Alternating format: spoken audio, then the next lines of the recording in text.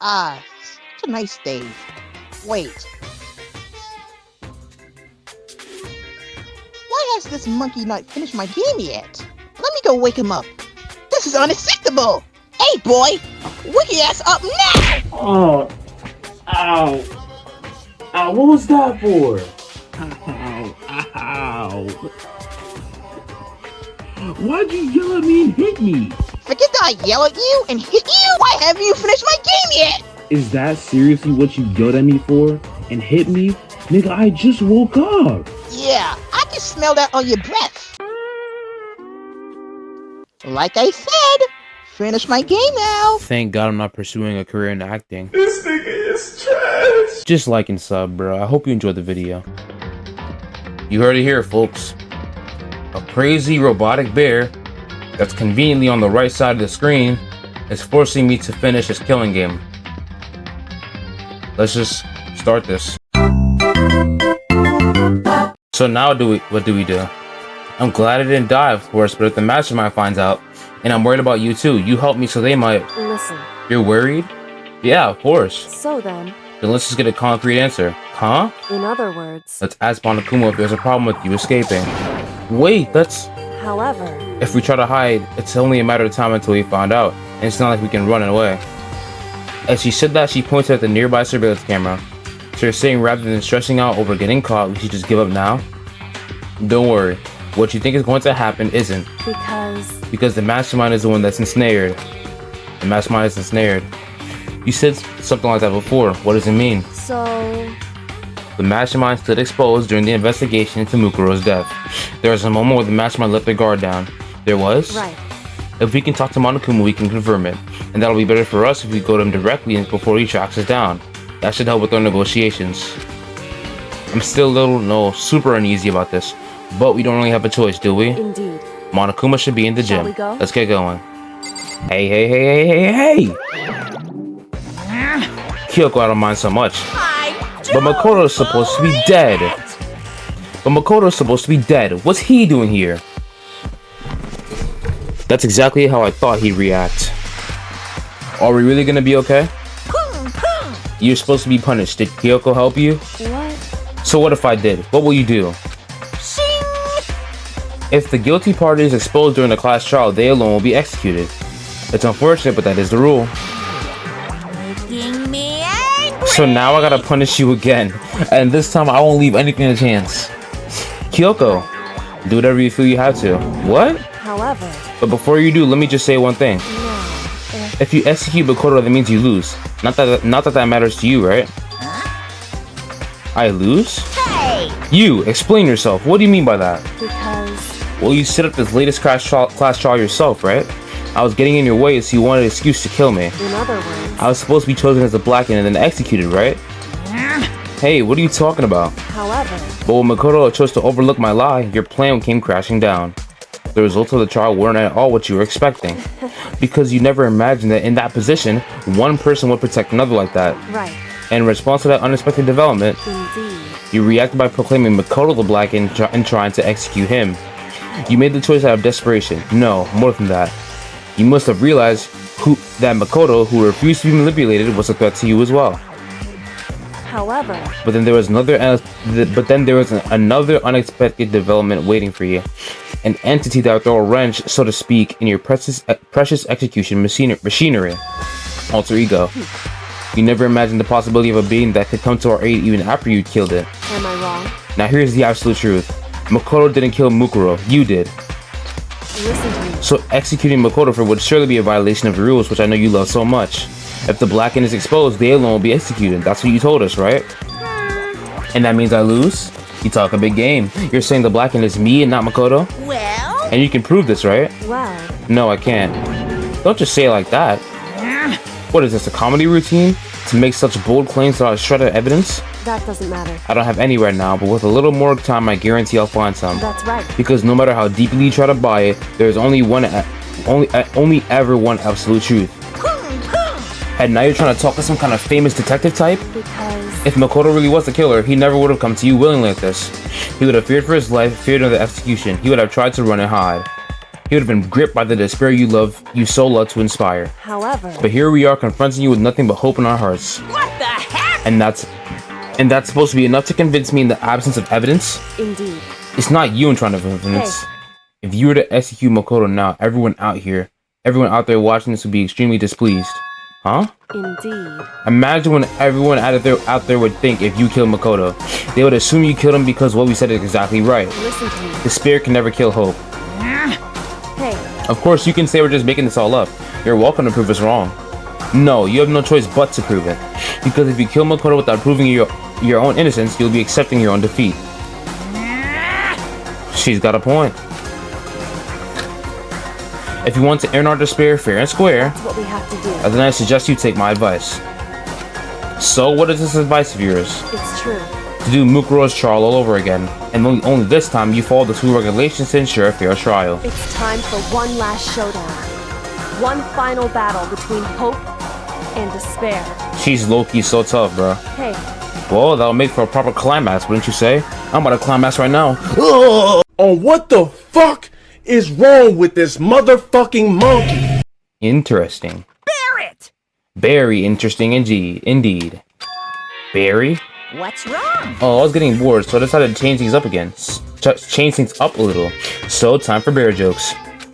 Now, what you suggested might be possible.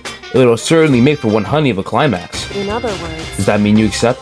You guys! If you do things your way, that'll be enough to convince you and the viewers, right? And it'll cause you unbearable despair, right? Then I'm pre-bear to agree to your terms. Will your hope win out, or will my despair claim victory? I can barely contain myself! Let's have one final grisly showdown. He agreed. Then we still have a shot at this. Barrett! But this is the long-awaited climax, right? Just guessing the killer is barely a fitting end. You guys! So for this final face-off, you'll have to unearth all the mysteries that have been buried here. All the mysteries? That's right. Every last mystery that's pawing around the tool. If you can do that, I can barely contain myself! then that'll be enough to qualify as a victory for you. it's true. That's what we've been trying to do all along. Okay, well good, then let's bear it all. If you can claw your way to the truth in Mukuro's death and solve the mysteries of the school, You guys! then you win. But if you can't do all of that, we'll all face execution, right? I can barely contain my excitement. When you learn the whole truth, what kind of despair will you show me? We're as excited as you are, I'm sure. Listen to me. When we've uncovered every last truth, how will the ultimate despair reveal their own despair? I honestly can't believe how this has all turned out. Hey, But before we get started, I want to clarify one more thing. Do you remember the rule? When one student kills another, that's when a class trial is held. What's wrong? I remember that for sure, so what's up? hey, I just want to confirm that is what you said, right? And it's a true statement? You don't have to be suspicious. I said it before, but it bears repeating. Everything is based on the school regulations, and having a trial for Mukuro is no exception to that. Mukuro's trial is no exception? Then it's part of the regulations? Which would have to mean that whoever killed Mukuro...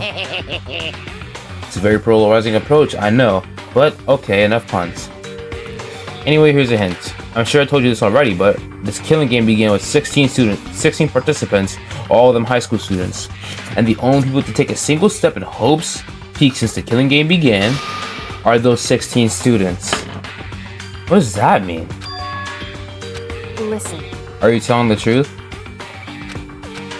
Why do you go quiet all of a sudden? Now I'm really angry! I'm done talking. I ain't got nothing left to say to you. So get lost, would ya? Why so mad? Whew.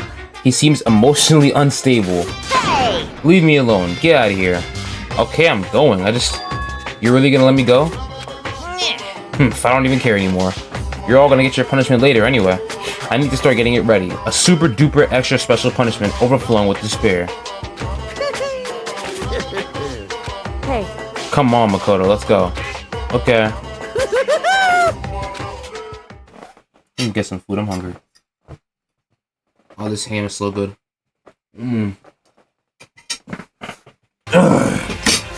Finish my food. Alright. I can hardly believe it, but somehow I ended up not getting executed. I still have my life and we still had a chance. Overall, things turned out way better than expected. Once again, I was in Kyoko's debt. Kyoko, thank you. Everything I have right now is because of you. however, Don't thank me just yet. The real battle is still ahead of us. Yeah, true. But still, I'm glad it worked out. I wasn't sure if the enemy would accept my proposal. But honestly, why would the mastermind agree to that? I mean, they don't stand to gain anything from a final showdown, do they? So... They had no choice but to accept. Because... It's all because of that one moment the mastermind let down the guard, like I said. So when was it that the mastermind let their guard down? So... Oh fuck. Skip that accidentally. Let me see what it said. I wasn't there to hear it myself, but do you remember what the mastermind said? They said they had hijacked the airways to broadcast our school life to the outside world, right? Yeah, they definitely said that. Listen. And what did you think when you heard that? Pretty hard to believe, right? Well, I mean, the idea of actually taking over the airwaves seems so unbelievable. Indeed. You don't exactly read about something like that happening very often, so it's hard to imagine. In other words, that kind of thing is extremely difficult to pull off. However... And yet somehow the mastermind was able to do it. In other words... But think of it another way. There must have been some reason they had to do something that difficult. A reason? So... They had to show the world something, no matter the cost, us killing each other. They wanted to show the world. It would seem... The mastermind has been very adamant about not killing us directly, but forcing us to kill each other. And all the rules and regulations were designed to encourage that. So, is she gonna say that because he tried to kill me, they let their guard down? That makes sense. If those stupid regulations didn't exist, nobody would have killed anybody. In other words... So the mastermind's ultimate goal was to make us kill each other and show that off to the world. But why? Correct. To prove a point, most likely. Prove a point? Hey. The outside world has a name for the students of Hope's Peak, right? A certain concept. You're talking about hope, right? That's right. And for those of us that represent hope to kill each other and sink into despair, the mastermind wants the world to see that, to try and prove that despair is better than hope. That's their goal, is the ultimate despair. What? They want to prove that despair is better than hope? But that's ridiculous. It's true. You're right. It is ridiculous. Completely irrational. It's the kind of thing that nobody but those who called themselves the ultimate despair would devise. That group whose only purpose and motivation comes from despair. But is that really their only reason for making the rest of us suffer? Makoto.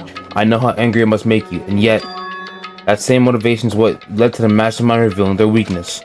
What? In other words...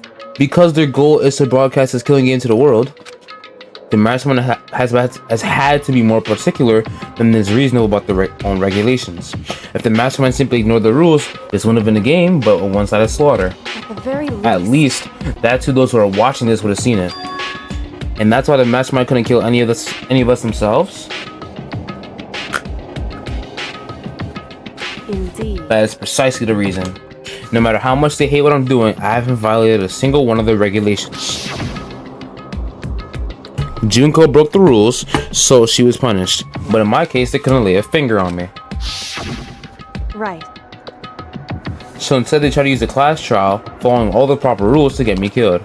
They began a trial, they didn't have a right answer, they made me out to be the killer. But even that didn't work. It's true. Yes, thanks to you.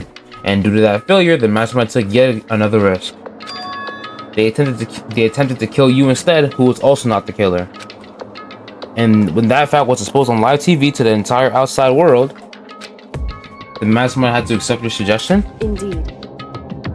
To prove to the world that despair is better than hope, they had to defeat us in perfect form. In other words... It would only do the mastermind harm to have it shown that they violated their own regulations. But all that was a hunch, right? And you were still able to get the mastermind to accept your challenge. However... Well, it's only thanks to you that we got that chance, because you believed in me, another path opened up. Still, I can't believe how much of the mastermind's thoughts and plans you were able to figure out. I didn't have the slightest clue. Wrong. In the end, though, I couldn't prove any of it. It was just my reasoning. Essentially, I was making a bet. But it looks like I got it right, and this time at least, I won the bet. She let out a quick sigh. I took it as a small sign of relief. To be honest, I haven't been that nervous in a long time. I totally couldn't tell you were nervous at all. You seemed totally confident from the moment we decided to go talk to him. While presenting a strong demeanor is a fundamental part of negotiation and persuasion, wouldn't you say? Plus, if I showed my uneasiness, that would have just made you that much more uneasy. Uneasy, holy shit. Yeah, you're probably right. How pathetic. However... Anyway, we can't relax just yet. All we've done is earn another chance to fight. We have to win this time. Correct. on everything we've gone through will have been, or everything we've gone through will have been for nothing. You're right. If we can't defeat the mastermind, it'll cost us our lives. There is no option except to win. Hey, But before we begin the final battle, we have to tell the others what's going on. True, but now we know who our real enemy is. All we have to do now is work together with everyone to destroy the mastermind. Work together with everyone. however, Is that really possible? anyway, Right now, we have to go find the others. shall we go? They're probably in the dorm somewhere. Shall we go? Or not?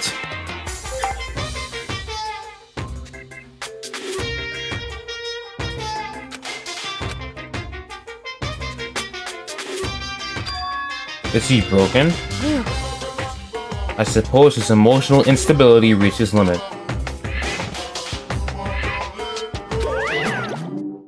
What the heck? However, I wonder what that was all about. I couldn't help but let out a sigh of relief.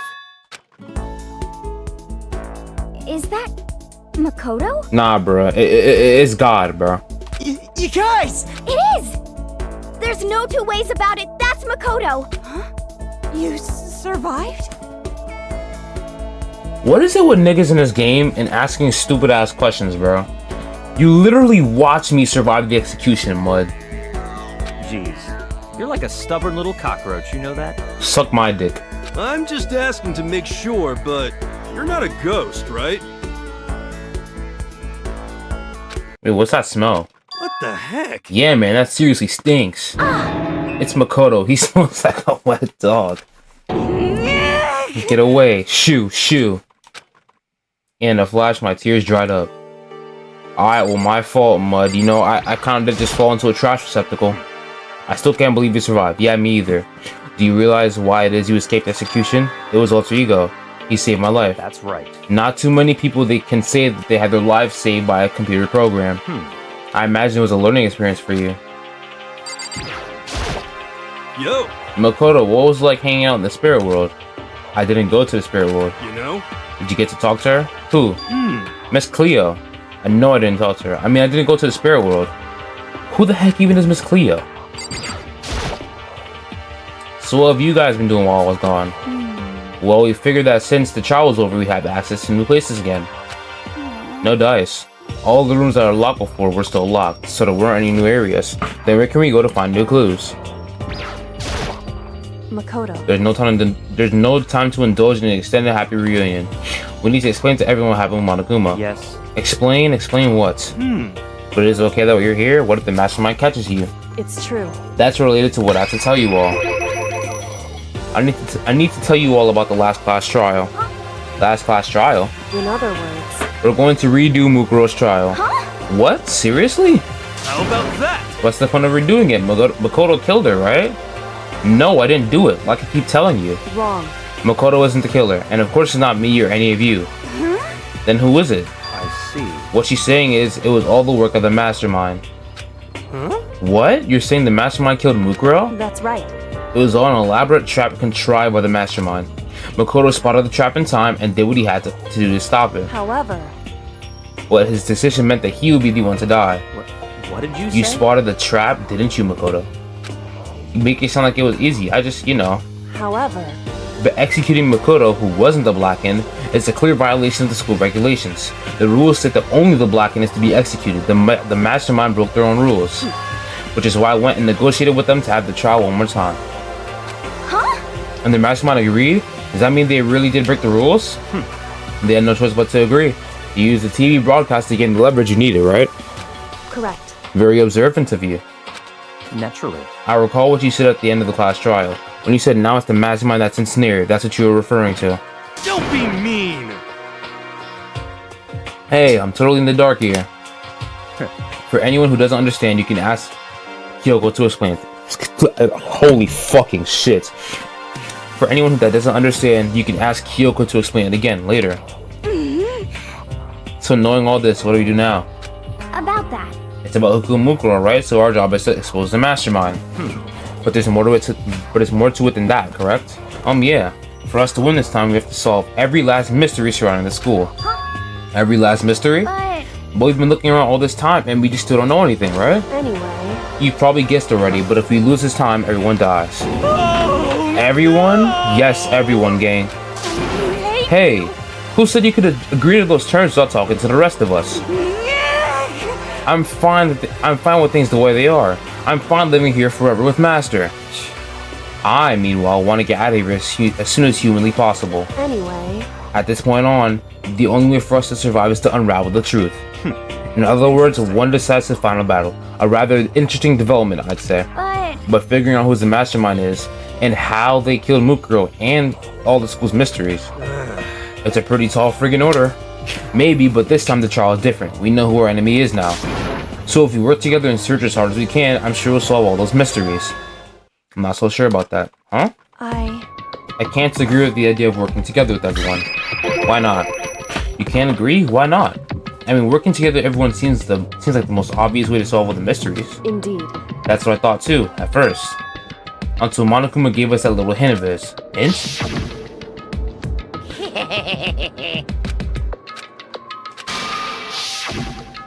I see. Monokuma said that, didn't he? And then Kyoko's opinion is perfectly reasonable. Huh? But why? So, in other words... If the mastermind really is the one who killed Mukuro, and as Kyoko says, then the mastermind would have had to set foot in the school, right? Monokuma could probably murder Mukuro, but there's no way he could have disguised the scene like that. In other words... But according to Monokuma, the only people who have set foot in Host Peak are the 16 students that have been taking part in the killing game. And then the mastermind is... There are 15 of us in the main hall at the very beginning, and add in Mukuro and you get 16. So the mastermind would have to be one of them. That's right. And of those 16 people we started out with, the only ones still alive are the people standing right here. Need I continue, or do you get it now? You're saying the mastermind is one of us? No way! You can't be serious. Wait, we can't say that for sure that's true yet. Monokuma might have just said all that to confuse us. Indeed. It's certainly a possibility, but only one among many.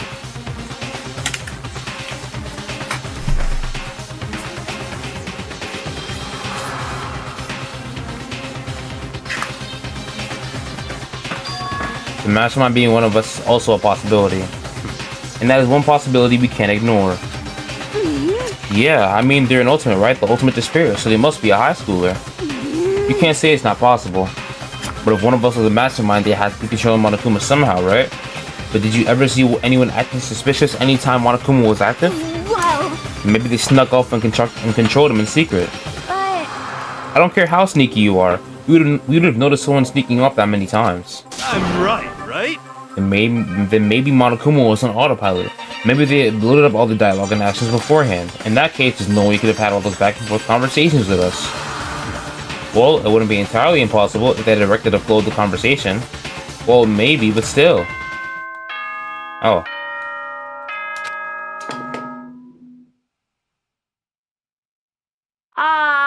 This is a school announcement. You've all probably figured this out by now, but at this point, the killing game has now entered true ending mode.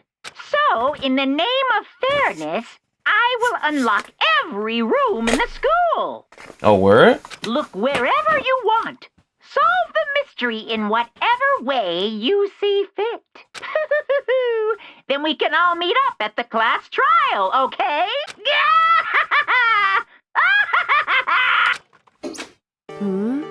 How very monogamous of him to unlock all the rooms. That's fine. The time for talk is done. Now we need to begin our investigation. But... I was planning on working alone from the beginning anyway. In the name of my family. At this point, I can only rely on myself. On the Togami blood flowing through my veins.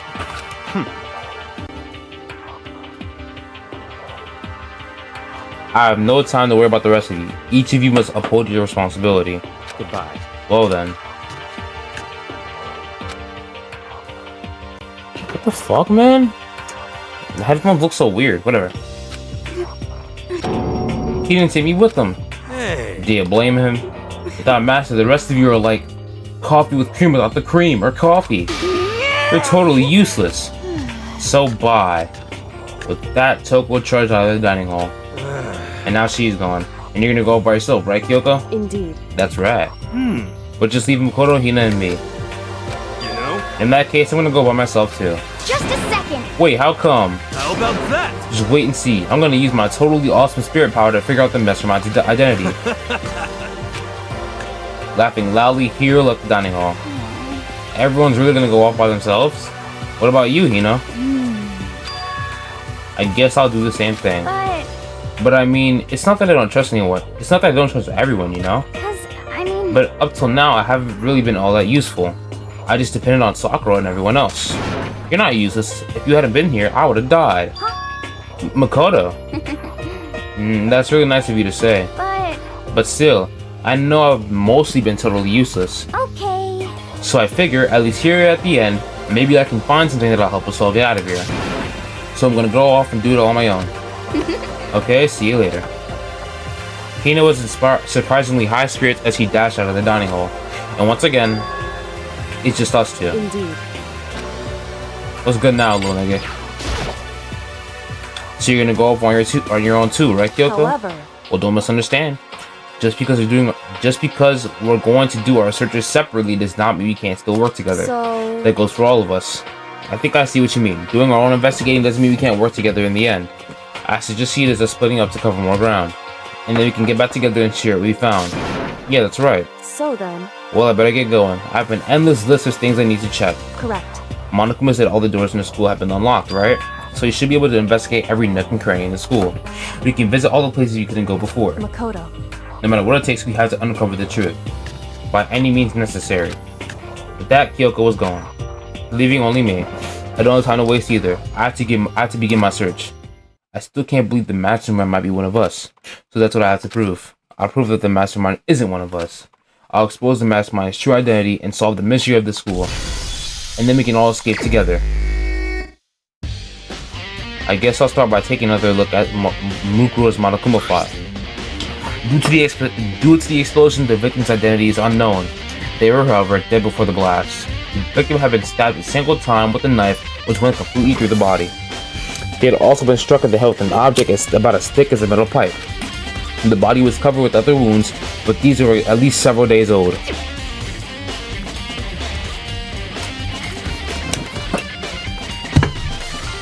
Why does the camera look like that? What the fuck? Alright, once we find out who killed Mukuro Ikusaba, then we'll know who the mastermind is. So we're gonna start my investigation to figure out who killed her. Get to the headmaster's room and the second floor of the dorms. And then the areas of the garden and the dojo. Okay. Please check. Okay, so headmaster's room, biolab, data center, dorms, garden, dojo. Okay, I'm gonna take a picture of this so I can remember.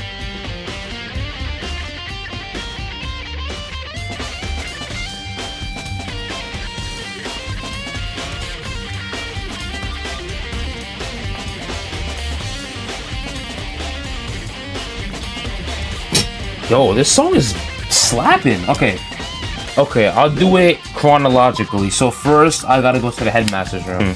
Okay.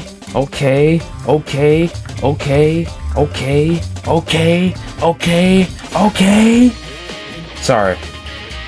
This is the headmaster's room. I've heard an awful lot about it, but this will be my first time seeing it for myself. Oh, Makoto, it's you. Oh, Byakuya. What's good, bitch ass nigga? Well, you came to the right place this time. Would you like to see something interesting? What do you mean something interesting? Hey, don't show me your dick, okay? I don't want to see that. What the fuck? Take a look at this. It was on top of that pathetically instantaneous desk. Class 78 student registry? It contains profiles for all of us and Mukuro. So in other words... Apparently Class 78 refers to us. Wait, when we found Mukuro's profile in Kyoko's room. I see. That's right, it also mentioned Class 78. It must be where Kyoko got that page. And since the rest of our profiles are listed in there along with hers, in other words, there can be no doubt. Mukuro is a student here at Host Peak Academy just like the rest of us. Mukuro Ikusawa is the 16th student. That must be how Kyoko learned about it. But it seems Kyoko was in a hurry. Huh? What do you mean? I'm talking about when she stole it. The uneven tearing, the way the paper had been crumpled, she must have been in a hurry. Well, since she snuck in to get it, I'm sure she wants to get out as fast as possible. What's your point? She was in so much of a hurry that she only got the first page. The first page? Correct. Mukuro's profile actually contains 2 pages. What? So, in other words... When it comes to this profile, there's more information about Mukuro that we still didn't have. Oh, really? What kind of information is it? Why do you ask me to explain every little thing? You can read, can't you? It seems to be some sort of detailed report put together by the headmaster himself. I don't know what kind of man he was, but I'm glad he left us such an interesting clue. I was half listening to Byakuya as I skimmed through the report. That's Mukuro? Yo, gang, what is that cut, bro? Mukuro reappeared suddenly, and in the background an entity floats, close but just out of reach. The entity known as the Ultimate Despair. Right now, I can't be sure if this is a single person or some kind of group. Whoever it is, Mukuro definitely has some sort of connection to it. I have a bad feeling about all this. I need to push forward my research into the Ultimate Despair, and I need to pay attention to Mukuro's behavior too. This is just my gut feeling, but I think she's dangerous. Despite the countless battles she must have gone through as a member of Fenrir, when she entered Hope's Peak, she didn't display any signs of battle wounds or scars. That fact alone proves her tremendous skill in battle. Naturally, I want to believe in her. She's one of my students after all. But if I decide she's a danger to the other students, what the fuck just happened? I will be forced to take all reasonable measures. Mukuro was a part of the Ultimate Despair. I don't think there can be any doubt about it now. But wouldn't that mean Mukuro and the Mastermind were allies? So why would they kill Mukuro? Plus, even the headmaster seems to be afraid of what Mukuro was capable of. They would have to take her completely by surprise to kill her like that. Or maybe it means that the Mastermind is even stronger than Mukuro was. What? What's wrong, Makoto? Huh? That's fine. You seem to be lost in thought, but I should probably point out one other thing. There's another important bit of information within the file that you should note. Was it? Did you notice the picture in there? A picture of a girl perhaps you've never seen before? A girl who seems to be included as part of our class number 78. That should be enough for you to figure out who the girl is. And further information about that girl is included in the file. 5 foot 7 inches, 97 pounds. And even lists her vitals, 31, 22, 32. And so she's short as hell. Well, what do you think? What do I think? Are you asking me like if she has a nice body? Stop talking. You hopeless idiot. What I'm trying to tell you is that maybe you want to keep that in mind for later. Maybe you'll make your way back to the course and think, oh, you could think, oh, could that mean? Wait, is he trying to say that there's a chance the body isn't actually Mukuro? Is that what he's saying? No, nigga, that's definitely Mukuro, bro. She was in Fenrir, gang. Like, she had the Fenrir tattoo and everything. That's definitely Mukuro. Personally, what I'm thinking seems all but impossible, but it wouldn't hurt to confirm, right? It's all clear now. That's all I was trying to say. What you do with that information is your business. So I'm back to being Byakuya's errand boy. No, the fuck I'm not. I don't know who the fuck you think he is, you know? What the? Oh. Yo, I thought my mic was off. Alright, I don't know who the fuck you think he is, bro. Whatever, bro. I'm not his damn errand boy, bro. Oh, one last thing. It's a bit of advice for me to use, so I suggest you pay attention. Advice from me? You seem to be getting along with Kyoko quite well. It's not that we're getting along, she's just done a lot to help me. Well, don't put too much faith in her, huh? In other words, the cost of that faith might be more than you can afford. What are you saying? Just what I think. Call it a hunch. A hunch. But my hunches tend to be proven right. The advice is free this time. Take it or don't as you will. I'll keep it in mind. Thanks. What the hell is this place? Well, here I am in the biolab. It's so cold. It's like abnormally cold. I feel like I'm in a giant refrigerator. Seriously, why is it so cold?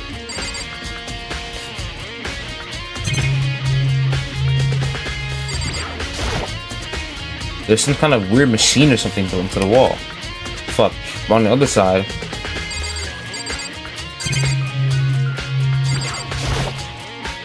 there's some kind of weird machine or something built into the wall. I've seen something like this before. Ah, that's it. I've seen this kind of thing in horror movies and stuff.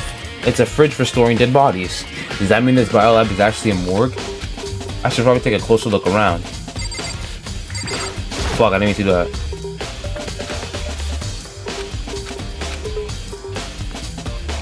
The right hand lights are off.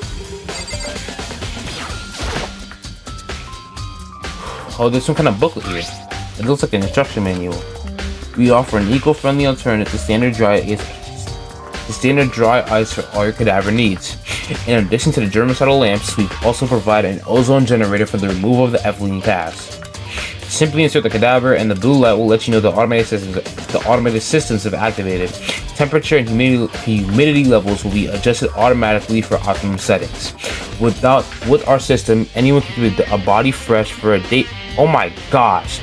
With our system, anyone can keep a body as fresh as a daisy for as long as you need.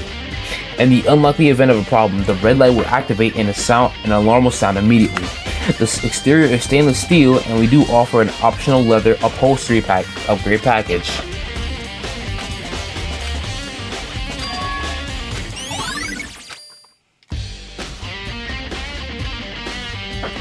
It looks like it's set up so that when a slot is occupied, the blue light comes on, which would mean inside of each slot lit up in blue, another one of the victims is... Oh, so... There's only one thing I can do for everyone who's died, and that's defeat the mastermind. And to do that, I have to continue my investigation. I don't have any other option. Okay. So... This is... the people that have died. So, in that case, since it's on, the people that died should be in those. Okay. Next I gotta go to the data center. Hey, Makoto. Ah, Makoto, are you here to look around too? Is that what you're doing here? Yeah, I can't help but wonder about that Monokuma door. Yeah. So I figured, if all the doors in the school had been unlocked, that one should open too, right? But... Although I couldn't bring myself to open it. It might explode, right? And that really sucked. So you open it. But if you were scared that the door was going to explode, why are you sending me to open it, nigga? Alright, you know what? I guess I'm gonna die, bro. Okay, so I guess I'll open it. Ah, wait. Let me take cover first. I don't want to get exploded. Tina raced over to a nearby desk and hid underneath it. Okay, go ahead. Everything will be okay, right? Alright, here goes nothing. I threw all my way into it, but the door opened much easier than I expected. This shit looks like a damn spaceship. What the fuck? My first impression was... Whoa, this place is totally sci-fi. Yeah, I was kind of thinking the same thing.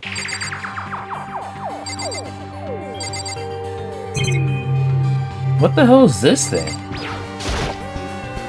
There's some kind of hatch on the floor, but right now I'm more concerned about that weird device. What is this device? It looks like some kind of control panel. It's really over the top though, like some kind of military installation or something. Yeah, it kind of looks like a mech cockpit, right? Hifumi would probably freak out if he saw it. Cockpit? So the Monokuma room has a control panel that looks like some kind of cockpit.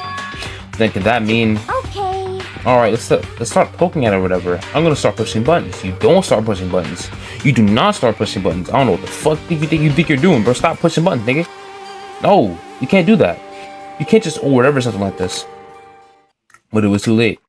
Hina was already jabbing with the control panel. Huh? Did you hear that? Yeah, I think it came from the other room. Hina, what did you push? I'm not totally sure, but I think it was that one, the button that says data sensor. Data sensor? I took a good look at the control panel, and I saw a bunch of buttons, each with the name of the room next to it. And just like Hina said, there is one labeled data sensor. That must be the one she pushed. But the data sensor, that's right next door. The room we were just in. That's where the strange noise came from. I probably better go check it out. Yes, please. I'm kind of scared out of my mind right now, so I'll just cheer you on from over here. Bro, I want to see what's in here.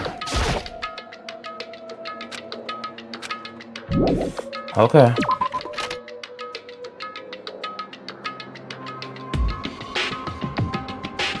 Did I just hear what I think I heard? What the fuck? What is he doing here? Is that Monokuma? What do you want? Hey. Grah, give me all your donuts. Is that you, Hina? What? What? Aw, man, busted. How did you know? Say what? Anyway, what is this? Some kind of remote control camera kind of setup? You don't even know what you're controlling? Hello.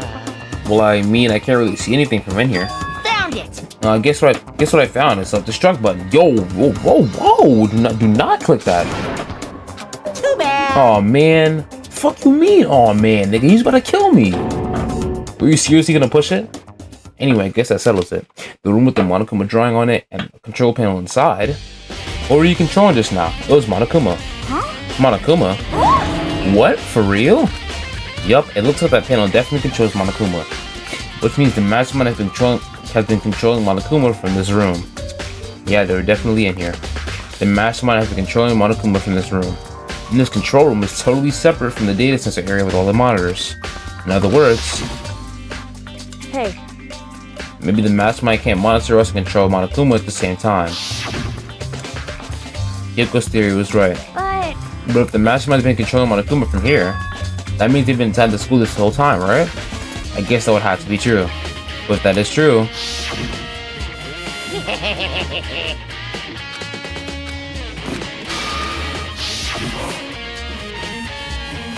then the mastermind's Monokuma's puppeteer really is a 16 student?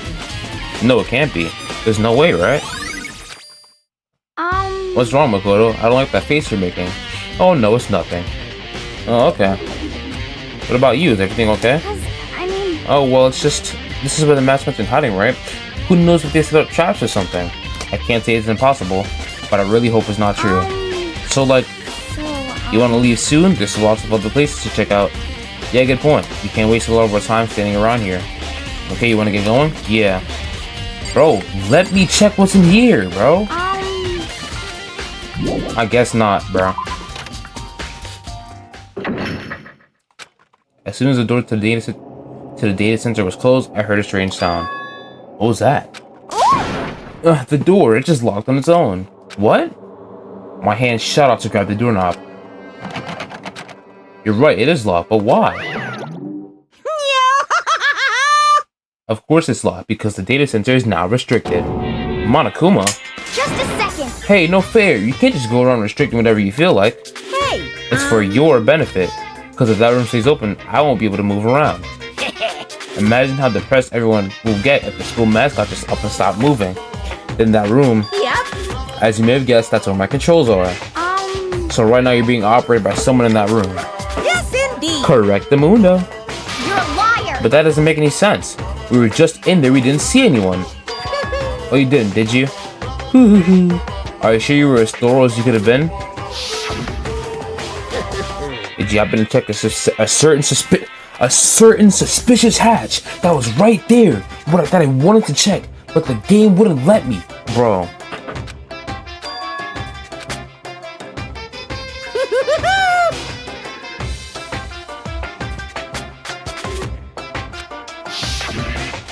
Too bad. Of course, that hatch can't be opened from the outside anyway, so whatever. Now then, this room is officially restricted, so no more investigating. I'll be relying on you guys to tell the others. Peace. We have to stay positive and make the most of the time we have left. You're right. If there's one thing I'm good at, it's keeping my body moving. Okay. I'm gonna go run around and tell everyone what we found here. Nice. You got me unmotivated again. You got it. Okay, I'm out. See you later.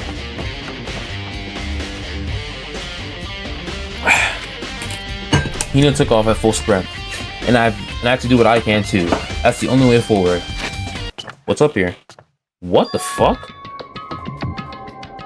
Yo, that over there looked like a fucking dick. I don't know why that stood out to me. It looked like a dick. This is the second floor of the dorms? It looks like some ancient ruins. Or no, it's more like a battlefield. Like a bomb blew up here or something. What the fuck? The fuck happened here? Oh. Well, I think I can make a guess what happened here. Oh, what the fuck?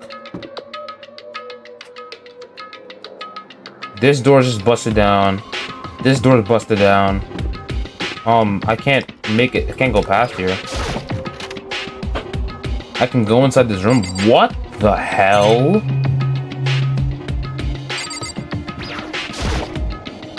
The bed is completely torn apart. I mean, it's not even really a bed anymore, it's just garbage.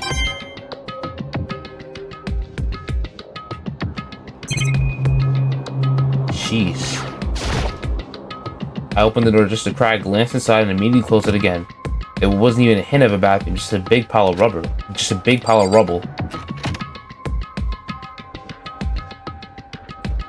Oh, this place looks nice. This room doesn't really feel like a student's room.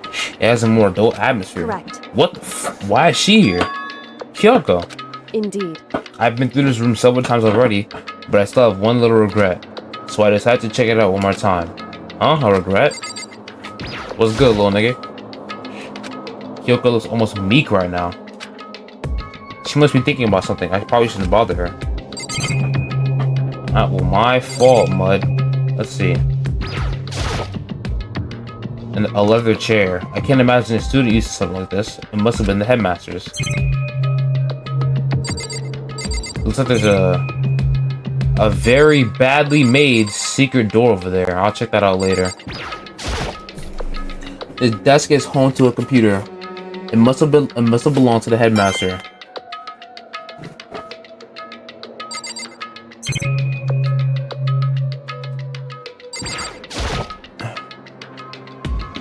There's a PC on the desk. It must have belonged to the headmaster. It would seem... Whoever used this last, it looks like they're very, very interested in the ultimate despair. The PC still has some search results left on it. Then we might be able to get some info on the ultimate despair. However... There's not much though. Nothing we don't already know. In other words... The ultimate despair isn't one individual, but instead points to some kind of a group. That group is responsible for the tragedy which happened 1 year ago. They're the worst sorts of people, whose driving force comes from despair. However... And that's all there is. Not much to it, is there? But I guess that's the best you could do is a complete Kirigiri failure. Wow. But any information about the mastermind is helpful, right? I appreciate whatever info we can get our hands on. I see. That's a good outlook to have. Okay. Oh, there's a strange gap in the wall. Is this some kind of design mistake or construction defect or something? So... There's a gap here, but not just any more normal gap. I can feel a breeze coming out. A breeze? There's luckily an open space on the other side of this wall. Open space? Does that mean... You mean like a hidden room? I think I might know how to open it. You know how to open it? Did you figure out some kind of trick or something? Indeed. A very easy trick, yes, so easy, I'm not sure if you can even call it a trick. I saw a program on that PC that I think controls it. Enter the right password and the door should open right up. However... But I don't have a clue what that password might be. All we know is it's probably made up of letters and or numbers, you can't really go from there. You're right, that's not nearly enough to go on. It's true. I looked through all his paperwork, all the files on the PC, almost everything I could think of. I learned more about him than I had any desire to. But nothing that might have been his password. When I think of how much time I wasted on this.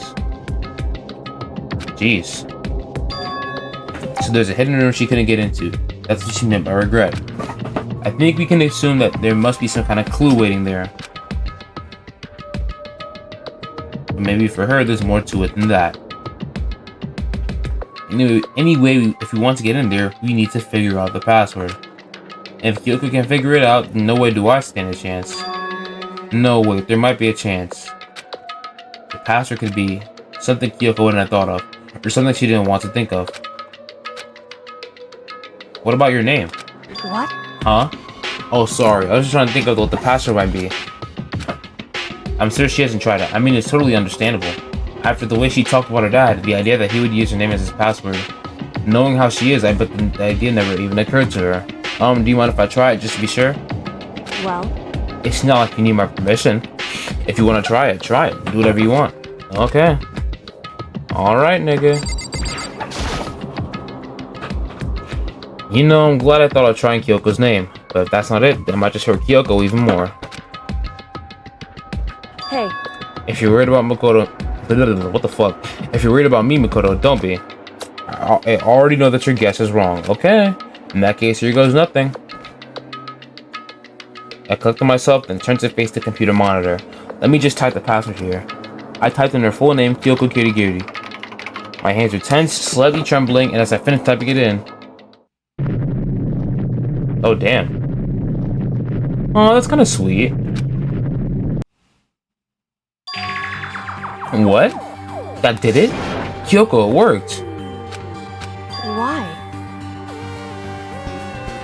Why is she mad? Kyoko. Without looking at me, she disappeared into the hidden room. She looked grim.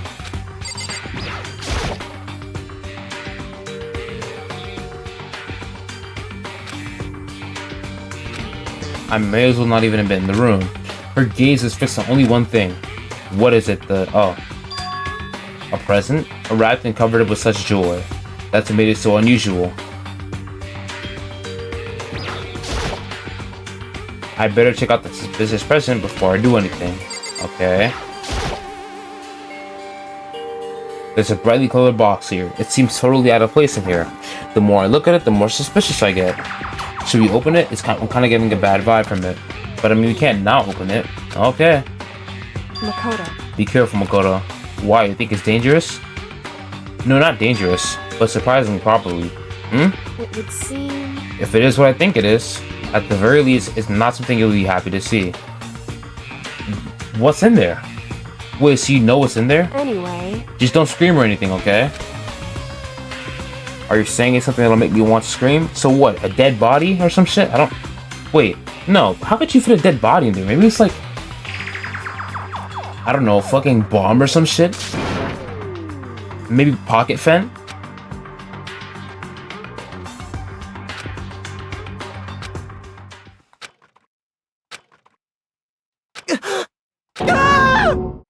He screamed. Kyoko's advice was no use. I let out a trembling cry. Damn! What was in the box? It was bones. Human bones. It was the last thing I expected to find in such a bright, joyful box. I mean, who could have possibly imagined? I see. Just as I thought. What? Just as you thought? How could you have known that? I mean, there are bones in there. Human bones. Wrong. Well, it's not that I was thinking of the bones specifically. I just had a feeling it would be his body. That's pretty much the same thing. A dead guy in a box. My father. What about him? Correct. What you found in the box are the remains of her father? These bones. That body. That's my father. Or at least what's left of him. Are you serious? This is Kyoko's dad? Same man she's been searching for? So he's dead? Hold on. How can you know that for sure? How do you know that's him? I mean, like, who the fuck else could have died? Who the fuck else could have died, my nigga?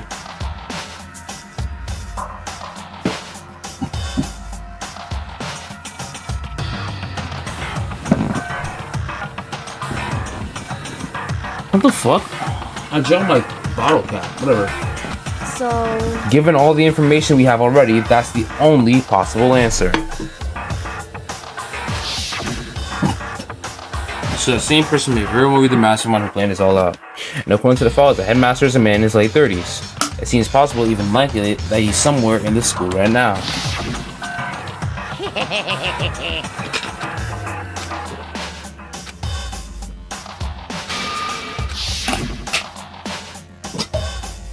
Alter Ego said the headmaster is probably here in the school, but the only ones who are alive at the start of the killing game were us 16 students. When you put those two ideas together, it doesn't take much to assume, in other words, that most likely my father was in the school, but he was also dead. That's my assumption anyway. As Kyoko explained her analysis, she was completely calm. Or no, she wasn't calm. She was only trying to seem calm. She said it was just as she thought, so she knew it was a possibility. But I have to believe at some point she wanted to be proven wrong, which is why she never looked in the box herself, even though she had plenty of chances. I know Kyoko said she wanted to see her father so she could cut off all ties, but was that all there was to it? I gave it some of that pride. In order to enter Host Peak, I had to reveal myself to the school. I did it knowing it was something a true Kirigiri detective would never do. Would she really give up her pride just for that? I couldn't help but wonder.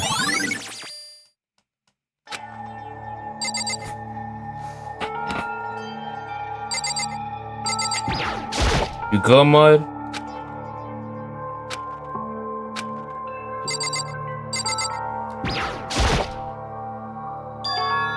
Huh? This picture.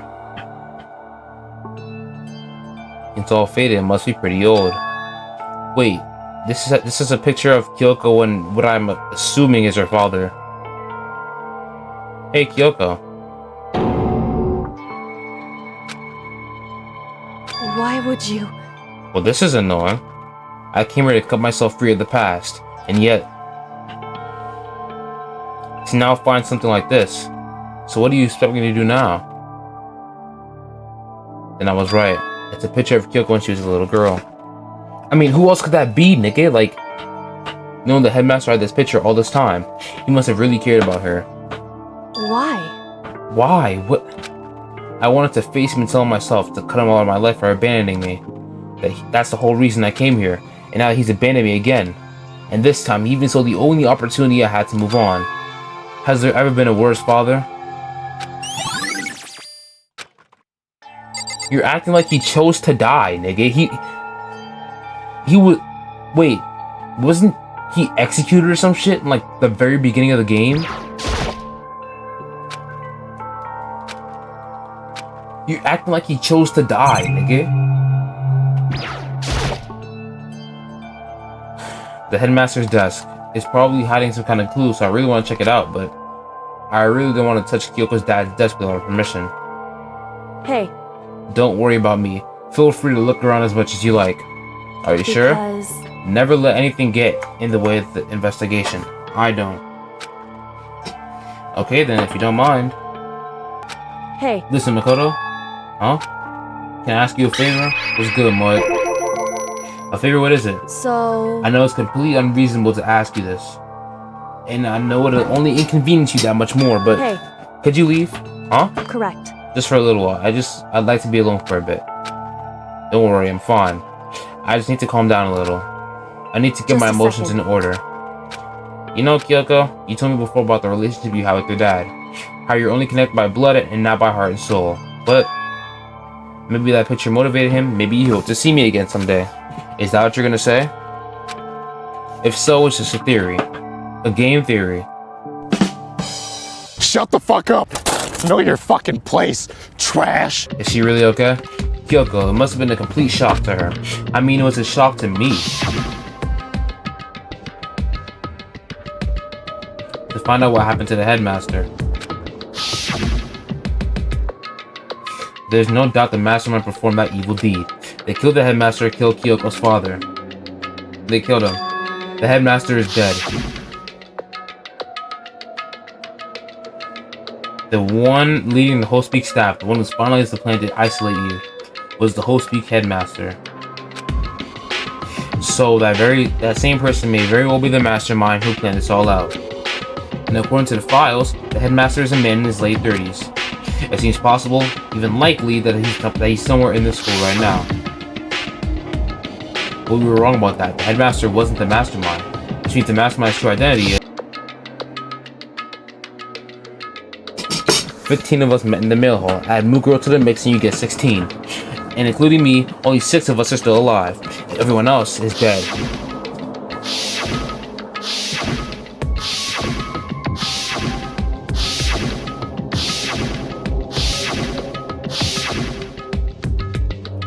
Even Mukuro. Even she's undeniably dead. So the only ones left alive are me, Byakuya, Yasuhiro, Toko, Hina, and Kirigiri. Only those 6 people are still alive. Then there's no question. Wait, no, that can't be. I refuse to believe it. There has to be some other way. There just has to be. I wonder if I can open this locker. Nope, locked. After all, it's pretty soon. Blah blah blah blah blah blah blah blah blah blah blah. What about that emergency handbook that I found in the headmaster's hidden room?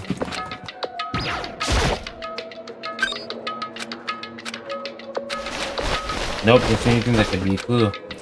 What about over here?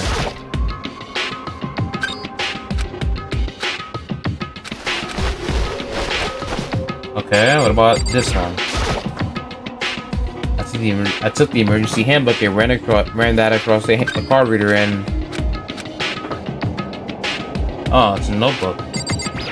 What is that? I just said it was a notebook. What the fuck am I talking about? There's just one thing. Some kind of pocketbook. I don't see a name written on it, so I can't say for sure who it is. But there's some writing inside. It could be important. I don't like violating the owner's privacy, but I better take a look. It looks like a girl's handwriting. And all the letters are spaced out evenly, like... What the fuck? Like whoever wrote them was measuring them. Whoever wrote them must have been really meticulous. Huh? I was flipping through the pocketbook. My hand froze when I got to a certain page. I saw something familiar written there, words I'd heard before. There's a plan to turn Host Peak into a shelter and isolate the students here in a communal life. I decided to talk to the one who came up with the plan directly. It just so happens to be a headmaster and my father.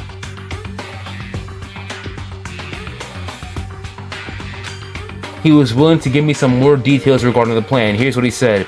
The point is to keep our student prodigies safe, to keep them as our hope for the future. Only their genius can overcome disaster, and only their hope can overcome despair.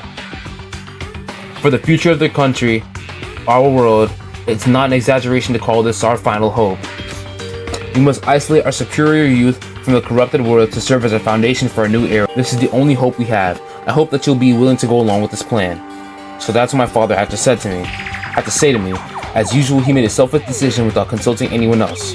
I can't imagine a worse father. This can't be true, can it? What I know was, and I knew exactly who the pocketbook belonged to. Kyoko. It couldn't be anyone else. But if this belongs to Kyoko, what was it doing in this locker?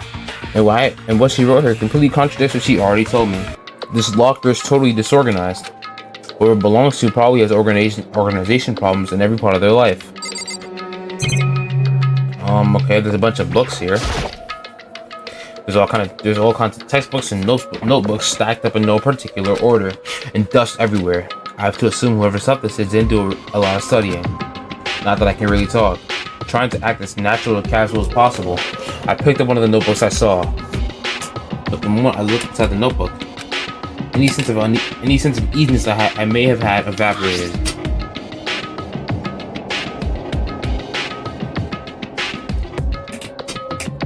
Yasuhiro Hagakure? There is no denying what I saw. Inside the notebook was written Yasuhiro Hagakure. Is this our Yasuhiro? This book also contained a large number of notes for a variety of different classes. Which would mean he attended classes here? No, that can't be possible. I mean, Hiro came to the school at the same time as the rest of us. And we were all sucked into this evil world. We never had the chance to take any classes. So what is this notebook?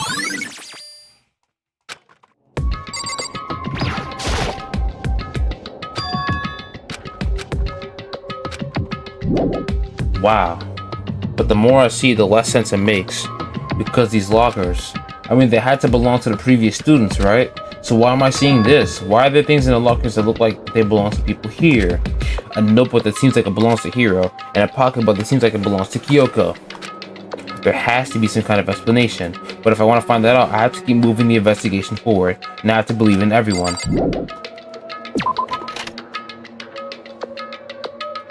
So what do I do now? Let me see. Let me look at the list.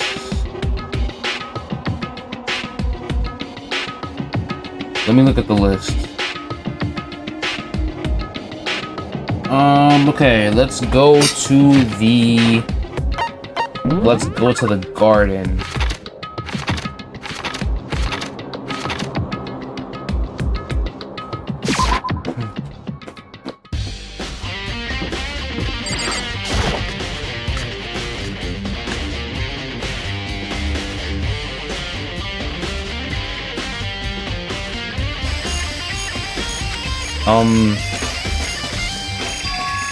Huh?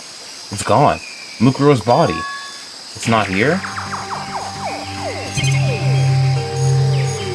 The fuck? There are still just the 4 chickens left. Honestly, I'd be kind of terrified if there were more than that.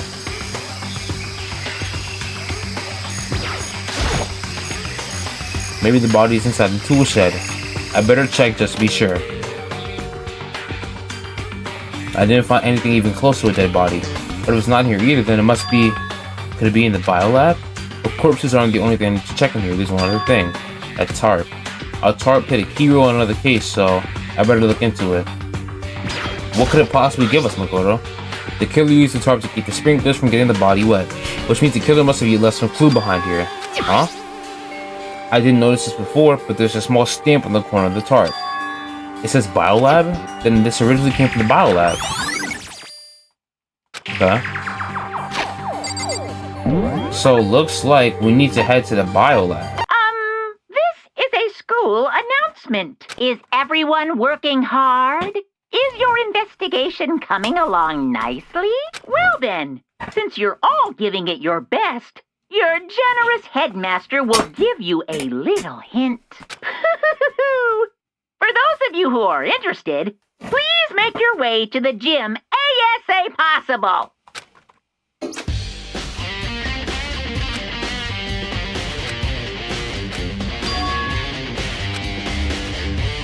Okay.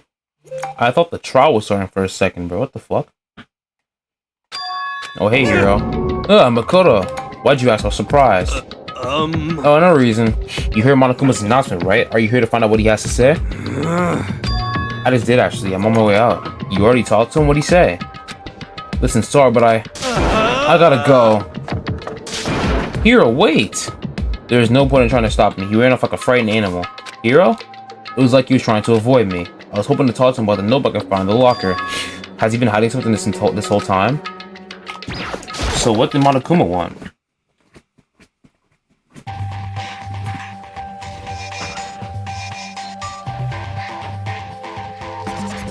It's just me there.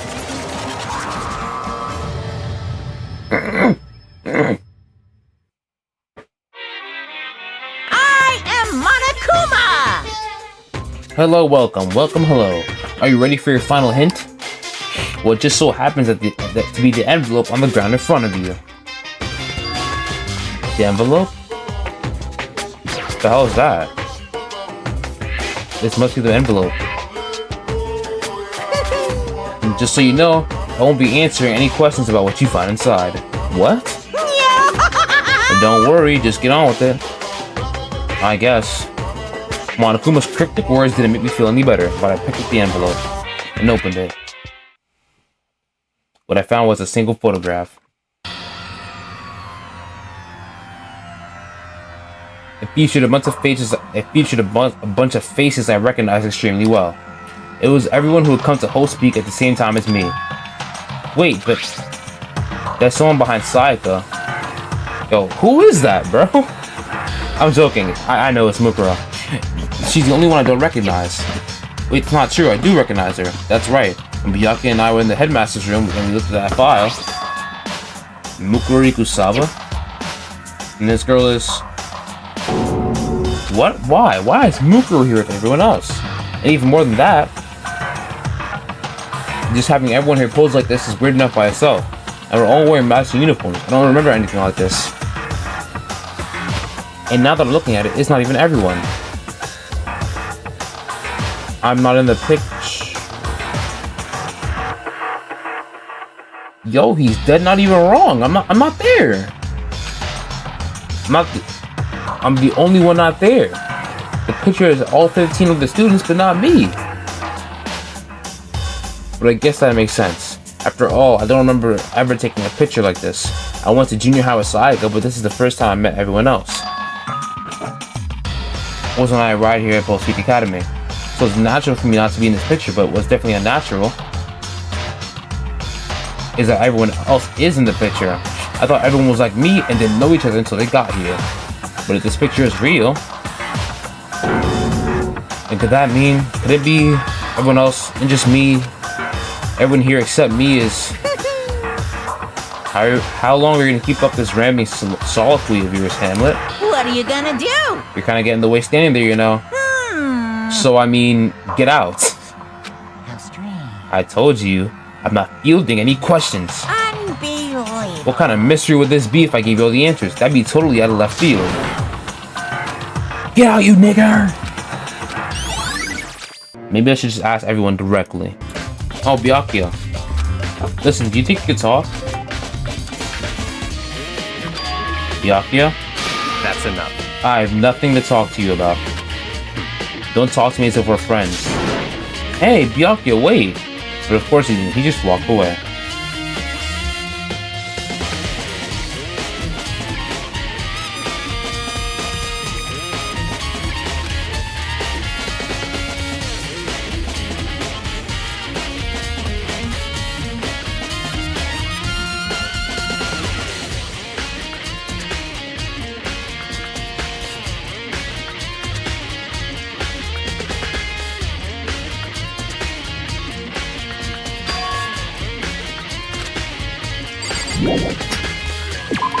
What the fuck?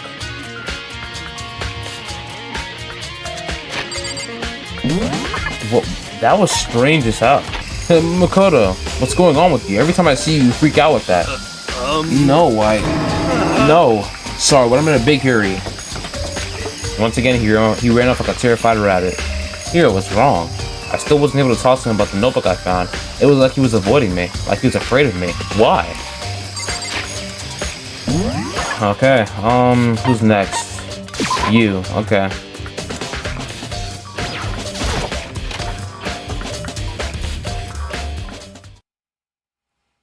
I decided to visit the Barrel Lab one more time, and then the first thing I saw when I got there, damn, was her passed out again. Huh, Toko? What the fuck? Toko, are you okay? No. She's not dead, is she? Oh. She fainted. It's cold. It's super cold. It's so cold, I think it might catch cold.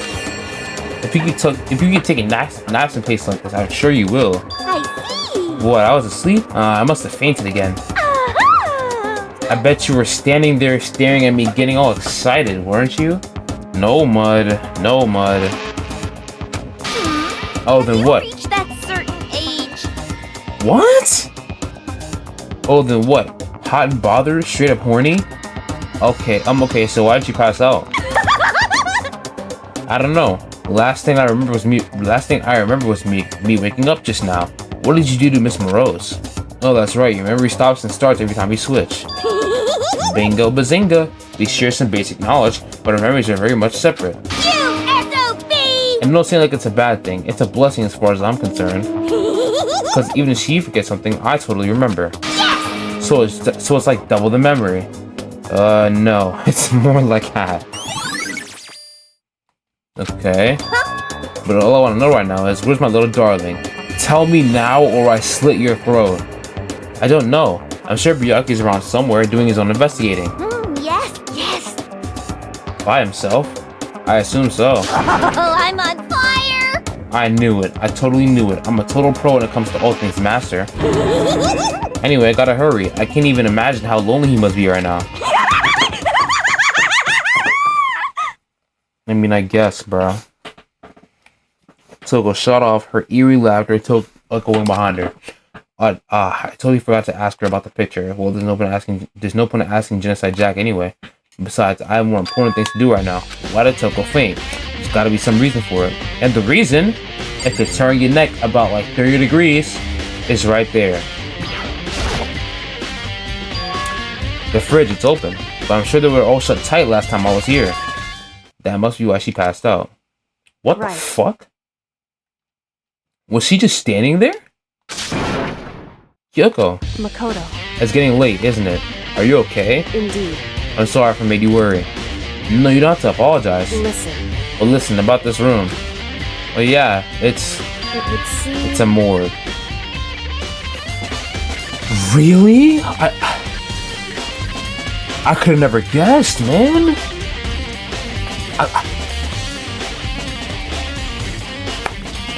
It was a morgue. Really? I knew it. I suspected as much. And Toko must have looked inside the fridge, see what was in there, and well, there you have it. You knew she fainted? Indeed. I was on my way here, and Genocide Jack came running past me. I assumed she must have sneezed. But once I got inside, the real reason became clear. It would seem... I imagine she came here to investigate, and when she opened the slot there, that's when she saw the body inside and dropped like a bag of rocks.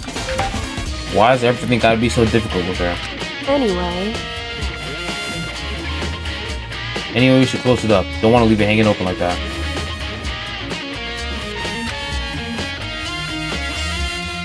Yeah, good idea. Makoto.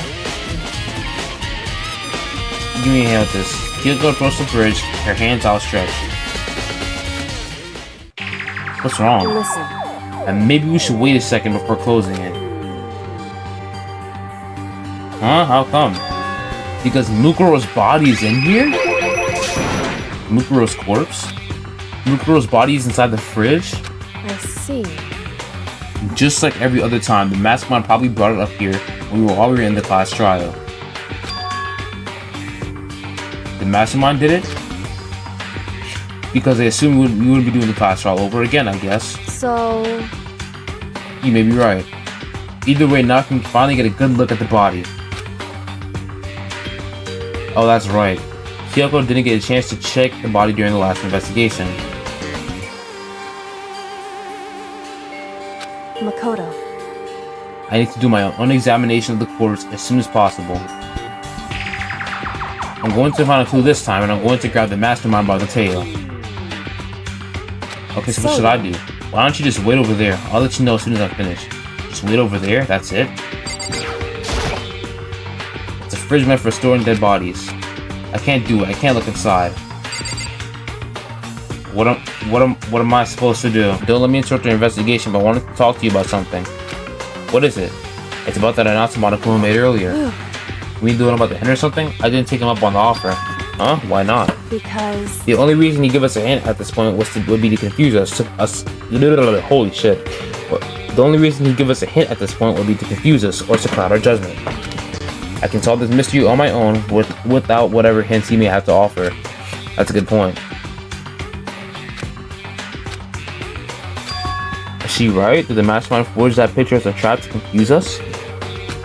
That's gotta be it. There's no other explanation. On the left side of the refrigerator, a bunch of blue lights are on. But these ones aren't. It would seem the blue light comes on when the slot is occupied.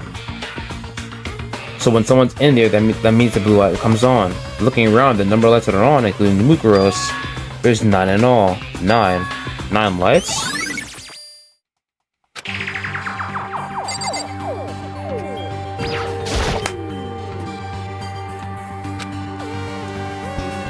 It would seem...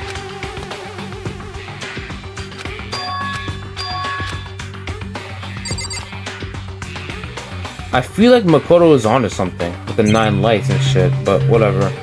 Is she finished?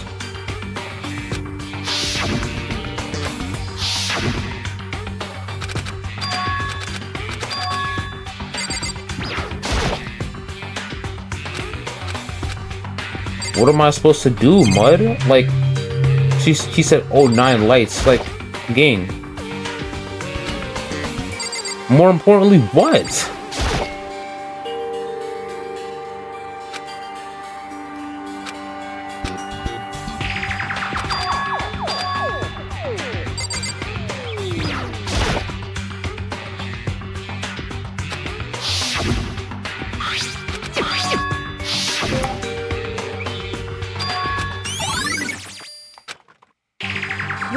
Was that what I had to look at? Man. Okay, Makoto, I'm done. Already? Jeez, that was fast. Indeed. No, it wasn't. Anyone could do good work if they go slow. In that spirit, I'll make my report brief. So did you find anything? Indeed. I paid careful attention to the wounds and traces of blood. And it seems highly likely that the stomach wound and the blow to the back of the head were inflicted after death. Really? The burn tissue made things a little difficult, but I'm completely confident in my findings. So that means neither of those were the fatal injury, right? Then what was the fatal injury? Due to the explosion, the victim's identity is unknown. They were, however, dead before the blast.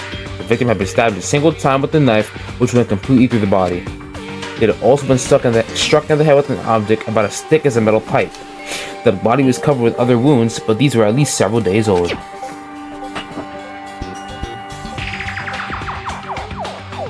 Holy shit. Where does it say they're old? I guess I don't see the difference. Wrong. Well, the difference is immense considering the impression they give. Listen. You seem to be equating several days old with simply old. However, but that doesn't quite follow logically. Old wounds makes it sound that they've been there forever, like they're not related to the murder. Are you saying they are? But we got all the Monokuma fall right after she was killed, right? So if the wounds were at least a few days old, there's no way they could have had anything to do with it. so then, What if Mukuro herself wasn't killed within the last few days? What? at the very least, Certainly you can allow it as one of the many possibilities, can't you? One of many? right. A detective doesn't have supernatural powers. There's no way to predict the answer from the building.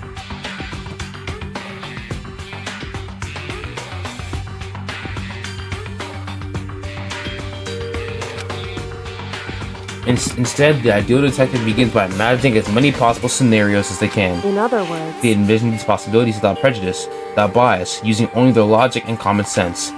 Then, as they investigate, they test what they find against each of these possibilities. Of course, me telling you this doesn't mean you'll be any good at detective work. But beyond using that to solve the particular mystery, you should keep it in mind for the future. hey, So if there's anything else you'd like to know about the condition of the body, now's the time. Come to think of it, there was one thing. Earlier, when I was looking at Mukuro's profile, it listed her height and weight. so 5 foot 7 inches, 97 pounds. The vitals were 31, 22, 32. Did I get all that right? You remembered all that? BR and D consistent with the corpse. So then, indeed, and don't forget about the front rear tattoo. There's absolutely no mistake. indeed. Our victim in this case is, without a doubt, Mukuro Ikusaba. And Is it all you want to ask? Yeah, I think so. so then, Then it looks like you have no further business with Mokuro's body. Let's get going. It's kind of chilly in here. Oh wait, are you not gonna put the body back? Don't you think it's kind of sad leaving it all like this? why? Sad? Did you forget she was our enemy once? A part of the ultimate despair. She has a point. But she still got killed. She's still a victim. Hey, Have you ever heard the phrase "you reap what you sow"? Oh yeah, but still. whew, You really are naive, you know that? It's really quite appalling. But she could have abandoned me, but she chose to help me instead. So for someone like that, what does it mean to be naive? so then, I think we've done all we can do here. Back to our separate investigations, yes? Ah, hold on. I still have one more thing to do. Something I need to talk to Kyoko about. I need to ask her about the pocketbook I found in that locker. If I don't do it now... Okay, so let me just... Hey Kyoko, I just have one last thing. I know I shouldn't, but I feel like I have to ask. what? Go ahead then, out with it. Have you really not seen your dad even once since you got here? What? So, What do you mean? Well, you know all those lockers on the second floor of the dorms? indeed. I do, yes. But to get into any of the lockers, you need the handbook of whoever the locker belongs to. Ashley, I managed to get them open using that emergency handbook. I see. The one you found in the headmaster's hidden room. And? So, did you find anything worthwhile in the lockers? I found a pocketbook, and after looking through it, I think it must be your pocketbook. Why is that? What makes you say that? Because, Like I said, only the locker's owner should be able to get into it, right? I can't imagine those lockers belong to any of us. After all, we only got access to that area just recently. What I'm saying is, there's no way I could have had access to any of those lockers. And if I did have a pocketbook, why would I bother putting it in a locker? Everything you just said makes perfect sense, but there's something written inside. It was about the headmaster, about your father. if that's true, Could that mean that video was real too? Video? Koda, I think everything is finally starting to fit together to reveal a cohesive picture. Although, I'm afraid that picture might be worse than anything we could have ever imagined. What are you talking about? I need to go investigate those lockers right now. I need to confirm what you just said with my own 2 eyes. Oh, let me give you the headmaster's handbook. That way you can... so, That won't be necessary. If I'm right about this, I shouldn't have any problem opening the locker with my own handbook. After all, it would seem that it's my locker. Your locker? Koda, If you watch this, it'll all make sense. A DVD? And it says Class 78 Urgent Interview? so, I found that in the hidden room after you left. anyway, I don't have time to explain exactly what I think it means, so just watch it and see for yourself. I think you'll realize exactly what it means. you'll understand why you found my pocketbook in a place none of us has ever seen before. So, is she saying that we all used to go to the school? Ramble? In other words, so as it turns out, the arrangements I made didn't stick. What I mean is I'm less and less sure of everything, even my own feelings. You're talking about your dad, right? I can never find the answers to the questions I wanted to ask for the rest of my life, and all because of the mastermind. however, But there's one thing I am sure of. When it comes to the mastermind, there's no room in my heart for forgiveness. I swore to destroy the mastermind. This is just one more reason to follow through on that. Kyoko's eyes burn with the fire of determination. The determination to defeat the mastermind. It's strange to be confronted with his death and suddenly feel this way. I couldn't care less if my father found happiness. why? So why does it bother me so much to know how he suffered? It's ridiculous. There's just no understanding it, I guess. She let out a small laugh as she said it, but her smile was filled with sorrow. So that's it for my rambling. There's still so much to do before I can consider my task complete. Yeah, you're right. Hey, But we keep this in mind. There's only ever one absolute truth. Whatever that truth serves justice or suffering, whether it's the greatest truth or the worst. What do you mean? Makoto. Even if the truth you uncover is filled with hopelessness, you still can't give up hope. Absolutely not, because all I can do is keep moving forward. That's pretty much all I'm good at, you know? Indeed. Sorry if that was strange. So then, Anyway, I need to get going. I'll see you at the class trial. Leaving behind the final farewell, Kyoko was gone.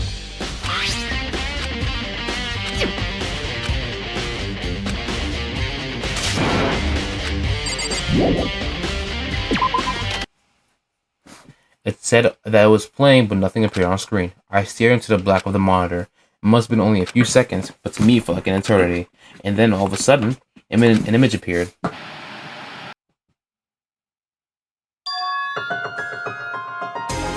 What? Sayaka? It took me by total surprise. I hadn't seen Sayaka in who knows how long, and there she was. Okay then, are you ready to begin? Why does he sound like Hawkmoth? The voice I heard was the man positioned on one side of the screen. It was the voice of a middle-aged man. I do apologize, but I hope you don't mind if I record our conversation. Yo, is that fucking Hawkmoth, nigga? I'm a little slow, you know. Oh. I never really got the hang of taking notes while having a conversation.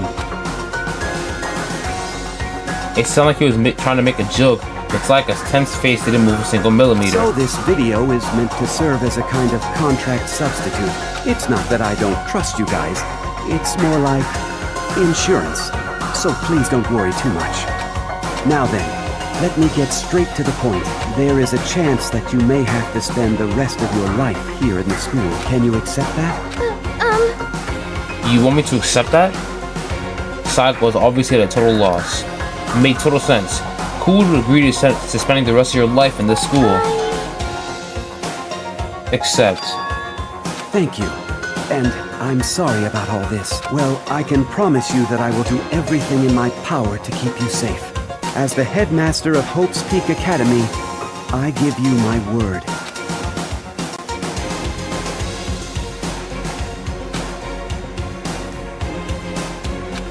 There's a lot I hadn't understood until now. But only this. I simply couldn't comprehend what I heard. Because I know how much Sayaka wanted to get out of here. I knew how much she wanted to escape and pursue her dreams with her friends again. She wanted that so bad. She tried to frame me for murder. So why? Why would she say yes to living here for the rest of her life? As I sat there thinking about it, I noticed a sudden light. On the monitor, that video I thought was finished flashed back on screen. My eyes darted back to the screen. And if I was confused before, but I saw it next pushing right over the edge.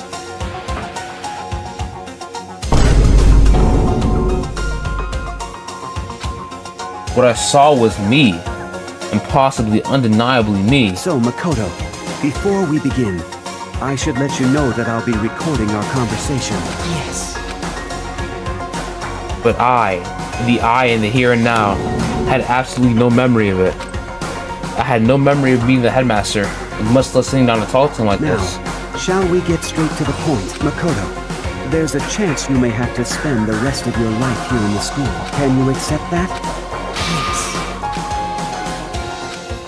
I'm sorry I'm putting you through all this. Well, I mean, we don't have much of a choice, do we? We don't have much of a choice? What the hell does that mean? But I promise that as long as you're in this school, I will do everything I can to protect you. As the headmaster of Hope's Peak Academy, that's the very least I can do for you.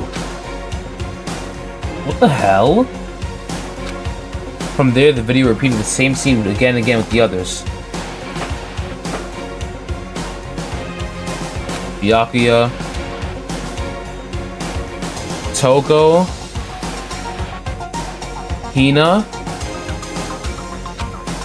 everyone, they all said they agreed to live in the school forever, and then Kyoko, her interview with him would have been recorded just as clearly. Without a doubt, she had met him. She sat down with the headmaster of Hope's Peak Academy, her father, and when he asked her his questions, he answered the same as everyone else. She was set to the left within the school. Just as Kyoko's interview was wrapping up, the monitor suddenly went black. Huh? It wasn't just the monitor. The DVD player itself had apparently turned off, which of course meant that the DVD wasn't playing anymore. What the heck just happened? Say what? Oopsie, looks like it broke. Out of service. What? It just so happened to break just now? Too bad. Now then, when doesn't matter. Failure can strike anywhere, anytime. That's what failure is, right? You dickhead. Failure my ass. You cut the power off on purpose. Well, whatever. Even if I watched the whole thing, it would just be more of the same. He'd ask them the question, they'd all say yes. I couldn't help myself. I let out a huge, exasperated sigh. But as I did, I remembered something. That's right. I fainted too, and when I woke up, I noticed a strange feeling of separation within myself, a disconnect. It would seem... Thinking back on it now, at that point my memory was gone. At that time, I'd forgotten. I couldn't remember why I'd come to the school, and I couldn't remember what my ultimate ability was. But what would make you forget all that? Hey. Strange, isn't it? It's hard to imagine it happened by chance. It seems much too convenient. A convenient outcome. Something like that seems to obviously work in favor of the mastermind. Does that mean I've lost my memory too? What about the others? Have you all forgotten, or...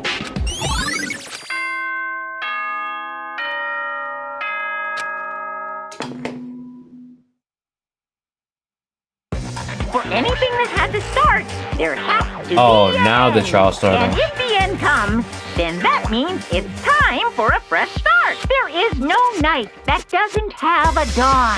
Although that dawn is totally pitch black, there is no storm that won't eventually end. Of course, then that leads to... But as I said, every end is the promise of a new beginning. Shut the hell up. Which is why I'm sure we'll get to meet again. Because the end is only the beginning. Anyway, let's get started. The beginning of the end of the class trial. Everyone gather once again at you-know-where. I've been recording for 2 hours already, bro. I guess I'm the first one this time. You're early, Makoto. What's good, Mud? Does that mean you feel prepared? Yeah, for now at least. But where's everyone else? Why aren't they here yet? However... Don't worry, I'm sure they'll be here soon. And just like she said... Byakuya. Byakuya? They arrived one after another, but they were all in the same state of shock. Hina? Hiro? The fuck? And then Jack. For me, and so I appear. Ah, I'm late! I'm on fire! Ah, strong silent master, so wonderful, so cool, so hot, my loins are ablaze. Yes! Now listen, everything will just be just fine if you leave it to me. My beautiful scissors! With my sharp scissors in hand, I'll stab and gouge and shiv the master of evil. But I thought you wouldn't kill anyone but adorable little boys. If it's what master wants, it can be boy, girl, or anything in between. I can handle it. Where am I? No human language can describe the disappointment I'm feeling right now. Is everyone here? Ooh, and all wearing her gloomy gust faces, I see. Well now. Okay, well then, let's begin. Thrills, chills, kills! Thrills, chills, kills, little nigga. That's fine. You're right, this is the final class trial, and this time it'll be fair. What do you mean this time? Stop with a little slander. I'm a bear in good standing, you know? Unbelievable. If there was a Mr. Fair Guy Universe contest, I take home the tiara every year. I'm gonna win this game super fair and square. Today, I'm feeling white. What? You're feeling white? Stop talking. You guys.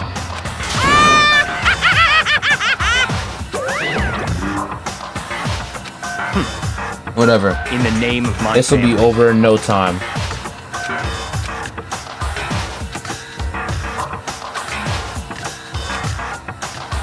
Hey. They're all acting odd. Like they're paranoid, suspicious of each other. How? You know what that is, right? I think so. However. Well, you can tell us all about it soon. At the class trial. You're right, I'm ready. So... Ready to win, right? Of course. I'm glad to hear you say that. This is the final trial site? What do you think? Isn't it the perfect background for deciding a person's fate? It's a long-awaited last stage. Always exciting final trials battle. Final boss battle. And I'm gonna sit in on this one. I will sit right here in the vacant 16 seat. Thrills, chills, kills. Well then, let's begin. Jeez, man, I'm gonna probably be recording until like 2 or 3 in the fucking morning. And I want to be loud and energetic, but I can't. Because it's mad late. Since this will be the final class trial, I've come up with a special rule. Alright, what is it, Mud? So listen up! If you can figure out Mukuro's killer and go on to solve the mystery of this school, you guys win! But then I win! I keep fucking skipping. If you guys can figure out Mukuro's gonna go on to but if you can't, then I win. And of course, waiting for the loser is the super exciting, super heart-pounding punishment! Are you saying that if you lose, you'll execute yourself?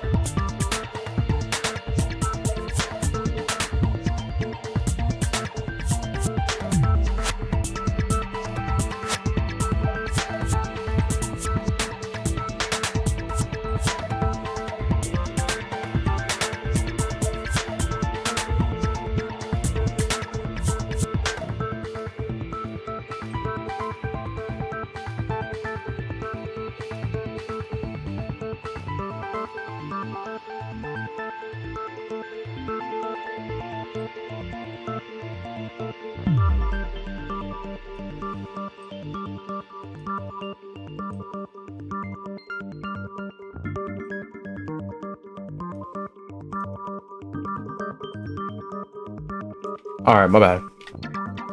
Yep, sure will. And that's final? No loopholes? No wiggling out of it later? Of course not!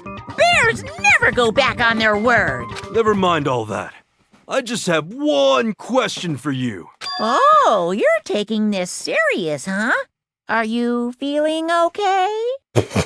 Are you feeling okay? The fuck? Is the mastermind only one person? Don't bother. I already know the answer. What are you talking about? You're all the mastermind, aren't you? You're all out to get me! I almost spit out my ginger ale. What the fuck are you talking about? I'm right, aren't I? I knew it!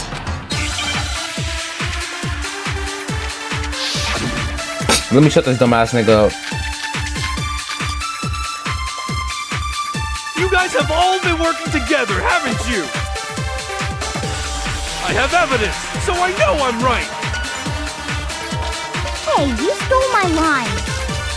You're all out to get me. I'm sure of it. I have evidence of my own. What a coincidence. I too have evidence to present. evidence that proves everyone other than me has been working together. What are we talking about? What?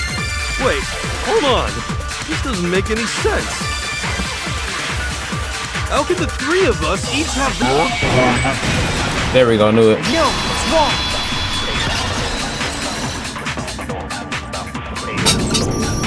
It's not just you three. I have evidence too. What? You too? The evidence you're all referring to is this group photo, right? Well, yeah. Huh?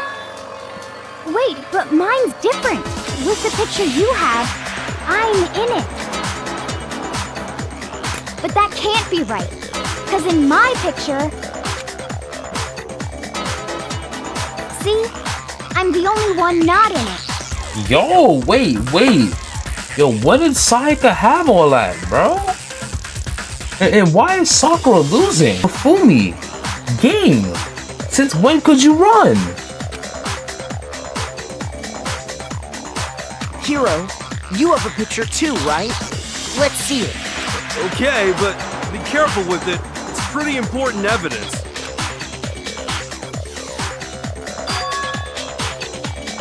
This one too, it's just like I thought. So the secret in these pictures has been revealed. Secret or whatever, I don't care. You guys are all in on this together. That's why I'm the only one missing. But you're in my picture. You're the ones trying to trick me. What are you talking about? So the whole purpose behind these photos was to get us questioning and fighting with each other. The mastermind laid a trap to make us each think everyone else was working against us. Huh? I laid a trap? A trap? How rude! What grounds do you have for such audacious accusations?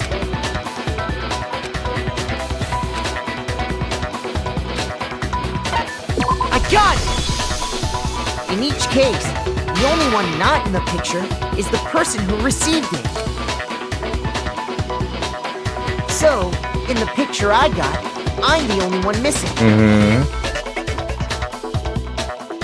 In the picture Hina got, she's the only one missing. And in the picture Hiro got, he's the only one missing. Yo, I just noticed.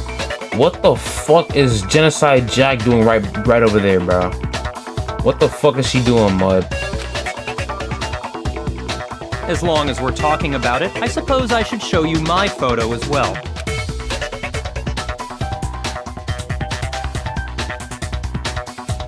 In other words, Monokuma gave each of us a group photo in which that person wasn't included. And when we each saw our picture, we just assumed everyone else was the enemy? Figured it out, huh? Yeah, I thought that must be it. But how was that a hint?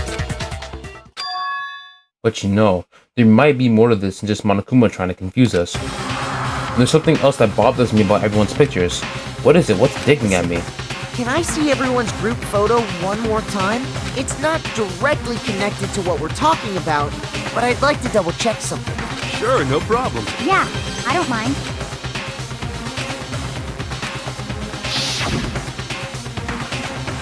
Byakuya's picture. Yo, what the fuck is going on, bro? What the fuck is going on, Mud? What is Sakura doing? And yo, why they got two fine shit over there, bro? They got two fine shits on the right side of the screen, bro. Hina's picture.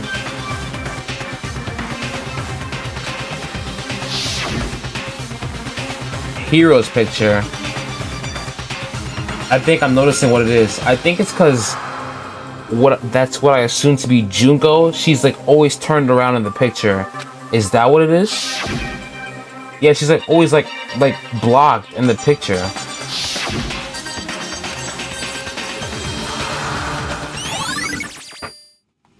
Can you just forget about the photo already? Ugh. Trying to trick me with such an obviously fake photo? I'm still pissed about that. And on top of that, they went to all that trouble to make it look like we were wearing matching uniforms. So you think they're fake? No. I assure you, they're quite real. What are you talking about? There's no way! Yeah! I don't remember ever taking a picture like that, so it's gotta be a fake. I'm sure of it. But you know, can we really be so sure? Huh? Don't get me wrong, I don't remember taking this picture either. But is that really enough to be absolutely positive they're fake? What do you mean? The reason I don't remember this picture isn't necessarily because it's a fake. There might be some other reason, some terrible reason, an unbelievable and entirely horrifying reason. What could that possibly be? What could that possibly be? Again, I'm trying to see. I'm trying to fucking see what it could possibly be. Like, okay, I actually gotta lock in. What is it? Amnesia? Oh, it's amnesia. Cause like, if you remember, Kyoko didn't remember much either. Like, she woke up and like ain't remember shit. Amnesia.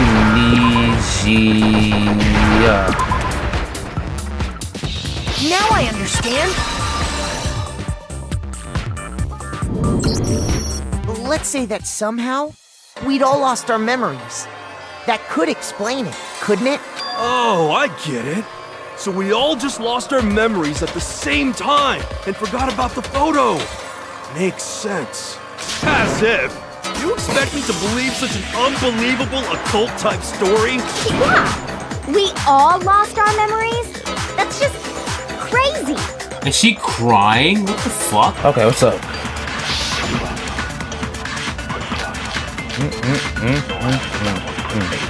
Okay. You're saying we all got spontaneous amnesia? Since when did this turn into some kind of sci-fi fantasy? I promise you, I haven't lost my memory. Ever since I got to this school, I remember everything that's happened. Okay. So the idea that we all lost our memories... It's totally stupid! Obviously! Even if you don't want to believe it, if it's the truth, you don't have a choice. Otherwise, we'll all die in here. That's not. Saying we all got spontaneous amnesia? I think I know what it is. I think I know what it is. This turned into some kind of sci-fi fantasy. I promise you, I haven't lost my memory. Ever since I got to this school, I remember everything that's happened. There we go. No, it's wrong. That's wrong. Those photos aren't the only things that point to the possibility of memory loss. This DVD does the same thing. You're not gonna show us something indecent, are you? No, I'm not gonna show you what's on my gooning Twitter account. You're weird, buddy. You're weird. It's a video of all of us being interviewed by the Hope's Peak Academy headmaster. When you say all of us, you mean... I mean all of us. Including you. You lied! I never did any kind of interview. No, it's not a lie. Just watch the DVD and you'll see for yourself. The headmaster did, in fact, interview you. What are you saying? What did she just say? I didn't imagine you would remember. It's not about whether or not I remember. You expect me to believe all this? That I lost my memory somehow? Well, we don't have any way to refute it, so we have no choice but to accept it as reality. How can you say that? We're talking about living, breathing amnesia here! Living, breathing amnesia. To be honest, I have something else on my mind right now. Is it Toko? Something else? You said the DVD contains recordings of us being interviewed by the headmaster, right? What were the interviews about? The headmaster sat each of us down, one at a time, and asked us the same question. He asked us if we could accept the idea of spending the rest of our lives in this school. What kind of question is that? And how did we answer? We'd say no, obviously. No, Mud. Actually, we all said we could. Even me, I heard myself say yes. I could spend the rest of my life in this school. Why? Why would you say yes to something like that?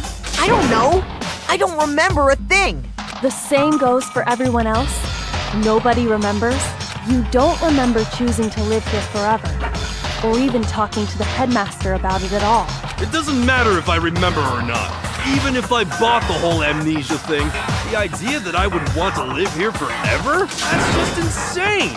How can I believe that? Insane or not, we can't move forward until you... You sure What? are, 'cause it's all true. What? I know it sounds absurd, but if it's the truth, there's nothing we can do about it. Indeed. We only have one path in front of us. Then, I really... Yep, you all totally lost your memory at the same time. This is all making my head hurt. And this isn't like some normal kind of memory loss. You stole those specific memories from us, didn't you? Oopsie, you figured that part out too, huh? Of course. There's no way we would all just happen to get amnesia at the same time. How could someone just steal our memories? How? Come, that hardly matters right now. If I said it was hypnotism, would you believe me? Or we opened up your skulls and messed with your brain? Would you really believe anything I said? How it happened doesn't matter right now. What matters is figuring out what memories you took from us. That's what you're trying to say, right?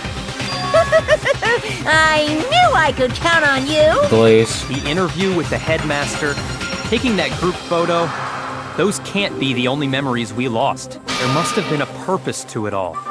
A reason for taking away our memories. Of course there was a purpose. It all has to do with the original motive. You mean the motive you came up with to try and get us to all kill each other? That has something to do with the memories you stole from us? It sure does. But that part's still a secret. Anyway, I'm sure it's not easy, but let's all focus on the class trial for the murder of Mukuro Ikusaba. Okay, so you want us to figure out who killed her before we do anything else.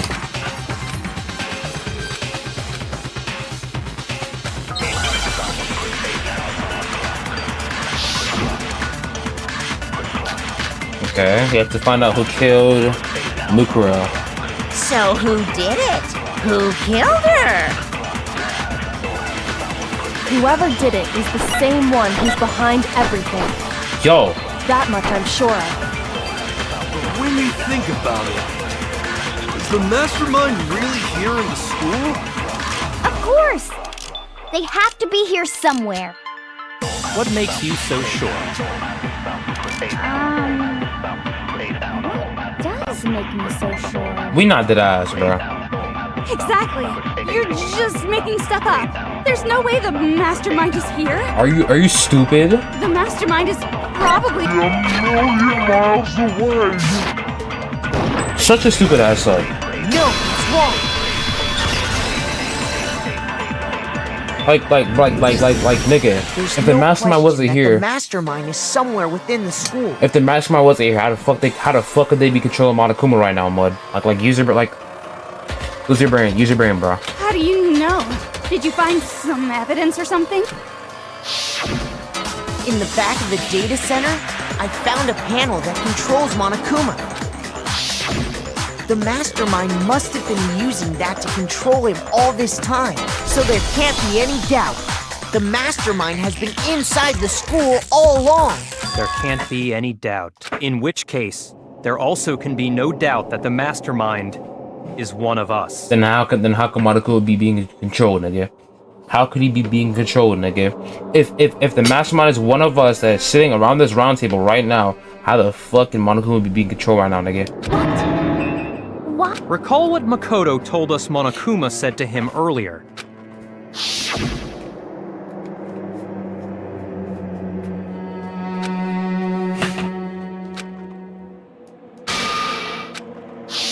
So if the mastermind is in the school, we have to assume it can only be that 16th student. No, Mud. How'd they manage to survive all of this? So we're the only ones here? It's not me! I'm not the mastermind! Well, it's not me. I blame Makoto. Yo, suck my dick, bro. What? Why me? Cuz! It's super weird how you're the only one who survived being executed. Oh, I get it. The only way he could have survived is if he was actually the mastermind himself, right? Yo, are you guys just like are you guys just like special up there? Like do you just like not comprehend anything? Like if I was controlling fucking Monokuma, how can I be sitting in the same room with y'all niggas while Monokuma's being controlled? Aw, nuts! You got me! Shut the fuck up. Wait! What are you trying to say? Everyone, calm down. There's no reason to panic. The mastermind's true identity will become clear soon enough. Just as soon as we find out who killed Mukuro. That's a good point. Rather than wasting time bickering, we should put our minds to work solving this mystery. Yeah, well, how much time have we already spent talking about the murder? About like 15 minutes. He's right. What more is there to talk about? If you want something to talk about, I think there might be one thing. We haven't fully established what Mukuro's fatal injury was. Huh? But I thought we figured that out. She died when she got hit in the back of the head. No, that isn't actually what killed her. It was something entirely different. Wouldn't you agree, Makoto? The other one. I got it! All of the wounds covering her body. That's what really killed her. Hey, now hold on a second. You did read the Monokuma file, right? It made it pretty clear. Those wounds were made at least a few days ago, so they can't possibly be what killed her. Consider this. What if the murder itself took place at least a few days ago? What? What if, when we discovered her body, she'd already been dead for several days? If that's true, then naturally the wounds that killed her would appear to be however many days old.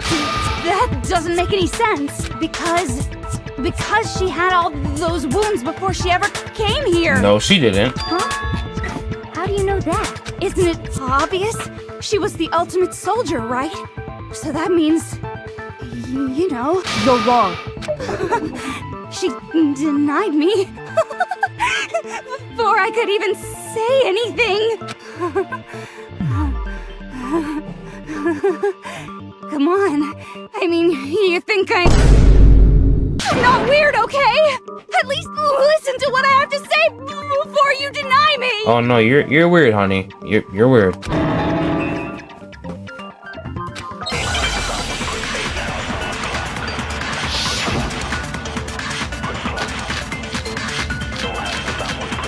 Seven?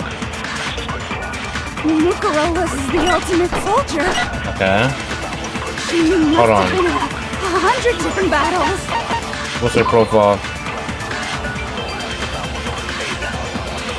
Oh, so I already got it. Alright. So, when you think about it, obviously, she got... Nope. No, it's wrong.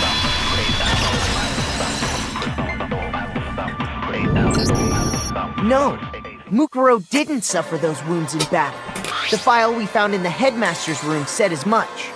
Despite the time she spent in battle after battle as a member of Fenrir, when she entered this school, she hadn't sustained a single injury. To be denied so completely... Maybe it's because of all of Master's training! Yo, Glaze! Anyway, so we can be sure that Mukuro suffered all those wounds after coming to this school. In which case, they could be the very thing that killed her.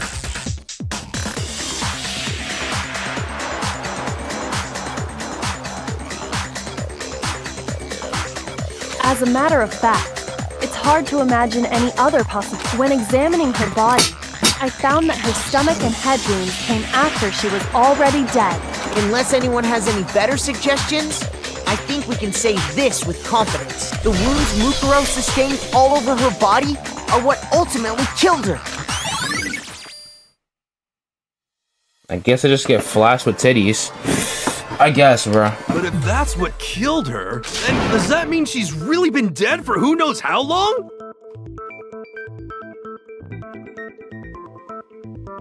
Hold on. This camera looks like really fucking weird. I don't know why. But I'm looking at this shit and it looks weird as hell. That's exactly what it means. When we found her body in the garden, she'd already been dead for several days. So then, what about the little matter of what happened last night? Makoto, you said you were attacked in your room by a masked assailant. That took place in like a single day? If Mukuro had already been dead for several days, certainly it couldn't have been her. So who was it that attacked you? The mastermind, dude. I got it! The one who attacked me was the true mastermind. When we discovered Mukuro in the garden wearing the same mask, I naturally assumed she must have been the one who attacked me, but I was wrong. It wasn't her at all. It was the mastermind.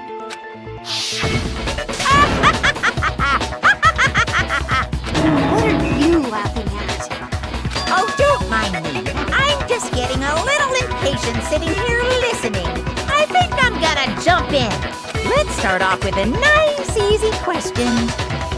Your assumption that I attacked Makoto is just that, right? An assumption. You can't really know who was under that mask, can you? The true identity of the masked attacker is Mukuro Ikusaba!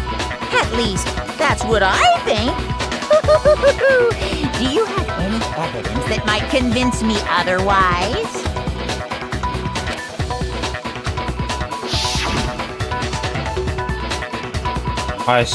Oh.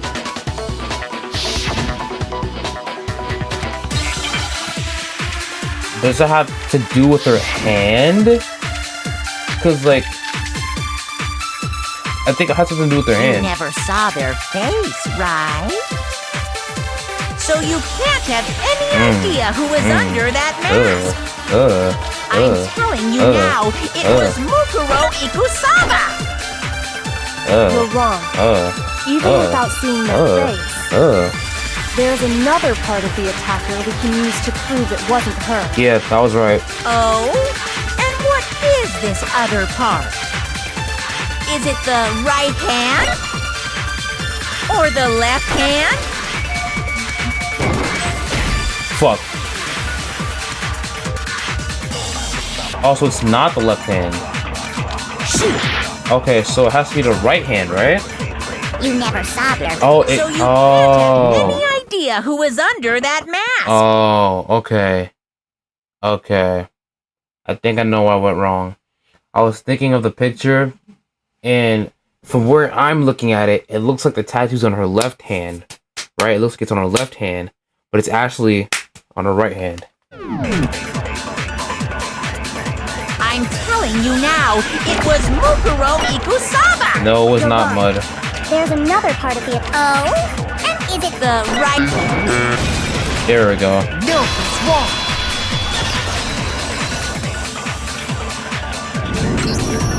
Mukuro had a tattoo on her right hand, if I remember correctly. A representation of Fenrir. In other words, a wolf tattoo. But I saw the right hand of the person who attacked me. And there was no such tattoo. So there's no way the person behind the mask was Mukuro. Yeah, well, okay. You got me. I guess it wasn't her. But that still doesn't prove that it was me. It could have been, you know, someone else, right? Hiro, Toko, Hina, and I all have solid alibis for that entire night. Yeah! We were in the gym tearing you apart, so it could have been any of us. Oh, okay, sure. It couldn't have been any of you, but what about Kyoko? It totally could have been her. Uh-oh! No snappy comeback? Did I score a bullseye? If you insist, I don't mind showing you. Huh? show me what? What do you think? I'll show you the one thing that proves beyond a shadow of a doubt it wasn't me. Really?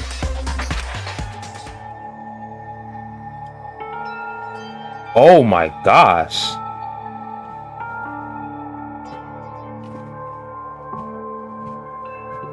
Her shit look is almost as black as my hand. What the fuck?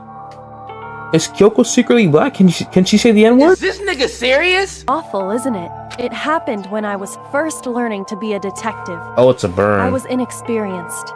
Speaking of burns, I kind of have one on my hand right here. I don't know if you can see it.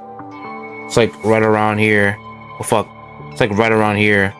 I burned myself like pretty bad when I was young. I thought you didn't want anyone to see those scars. If it means we get another step closer to unmasking the mastermind, it doesn't really bother me.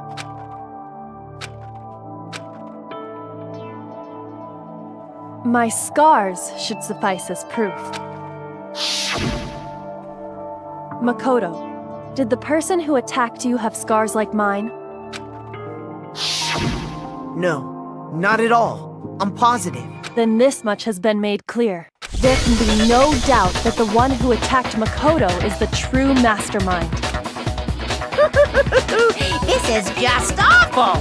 On top of my secret being revealed, I had to look at those positively grotesque scars of yours. Sorry, did I say that out loud? I do hope I didn't hurt your feelings. Not at all. You can say whatever you want. Sure, as long as it means pushing me farther into the corner, right? Not corner just yet, because if you haven't noticed, the circumstances surrounding Mukuro's death are totally unknown. That's true. All we know right now is she was killed a good while before this morning. On the contrary, we don't know anything other than that. You're not going to tell us she was already dead before we arrived here or something, are you? In that regard, you have nothing to worry about. I promise you, without a doubt, she died after our little killing game began here. Then somehow she was killed in secret without any of us knowing. And after she died, who knows how much time went by before we found her, right? Then Fuck. She was being stored somewhere? I pressed B on accident. I meant to press A. Okay. If she was, she would have been totally decomposed, just like your brain. But to hide a body here, to just store it somewhere?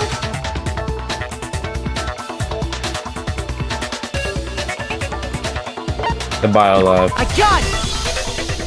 Mukuro's body was probably kept hidden in the biolab. Biolab? You mean on the 5th floor? That's right. It's actually set up for use as a morgue, so it's the perfect place to hide a body. And it'd keep the body preserved at the same time. Then you're also saying the body was moved from the biolab to the garden. And I have no doubt that that's exactly what happened. In fact, I have proof. It's the tarp. I got it! What makes me so sure the body was carried from the biolab to the garden is the tarp that we found in the garden. When I was checking it over again, I noticed something. I noticed that some text had been stamped on one corner of the tarp. Oh, it says biolab. Holy cow! How'd you notice that tiny little thing? Makoto's nitpicky nature seems to have surfaced with perfect timing. Oh, shut your bitch ass up. This proves that the tarp originally came from the biolab. In fact, there's a whole stack of tarps just like it in there. So when the killer moved the body to the garden, they must have grabbed a tarp to wrap it in. Then they simply left it as it was to protect against the sprinklers. Wow, you made everything sound so amazingly consistent. That's just a wild guess! Where's your evidence? Prove that the body was wrapped in a tarp and moved! There is no evidence. I was simply explaining what I think happened.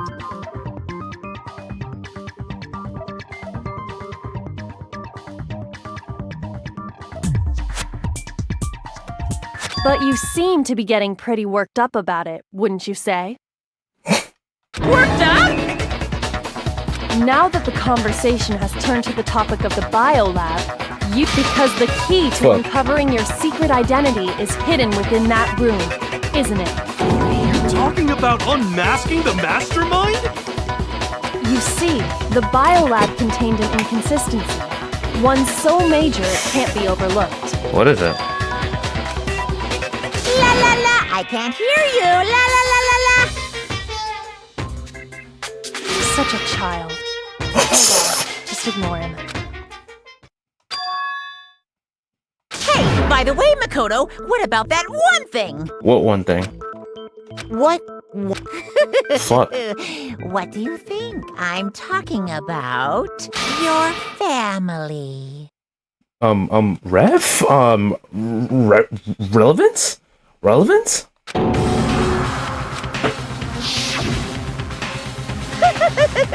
Don't tell me you forgot about that video message. So what do you think? Are you sure your family's still okay? Why are you bringing that up now? Your mom, your dad, your little sister. What do you think has happened to your family? Ref, I need a relevance check on that one. Quick. As you might have assumed. Stop talking about that! Calm down, Makoto. He wants you to get upset.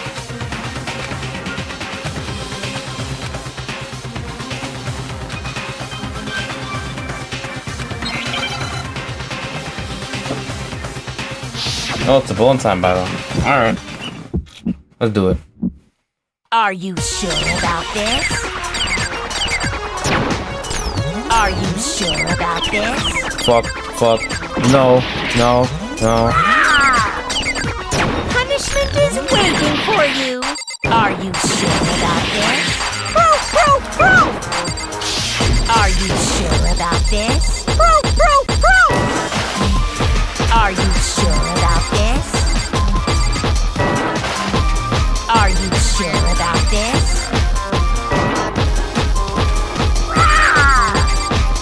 Punishment is waiting for you. Are you sure about this?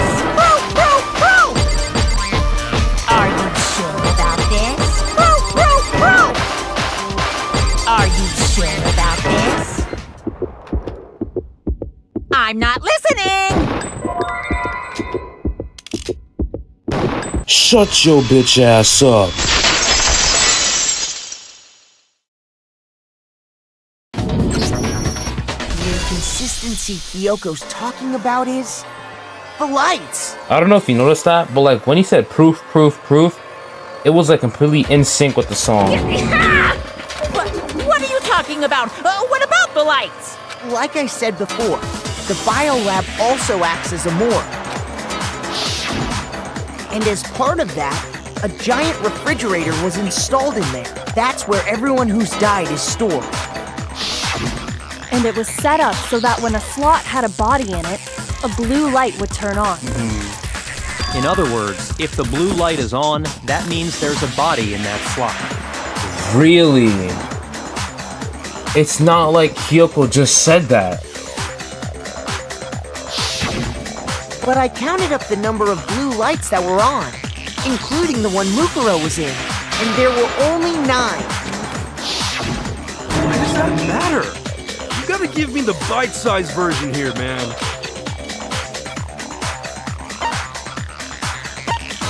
I'm assuming it's 10. I got it! Okay. 10 of the lights should have been on. Any other number is incredibly suspicious. Suspicious? That's simple. Just recall who's died here so far, and it should become clear. Leon, Sayaka... Actually, no. Leon, Junko, Sayaka... Chihiro, Mondo, Taka, Hifumi, Celeste, Sakura, and Mukuro.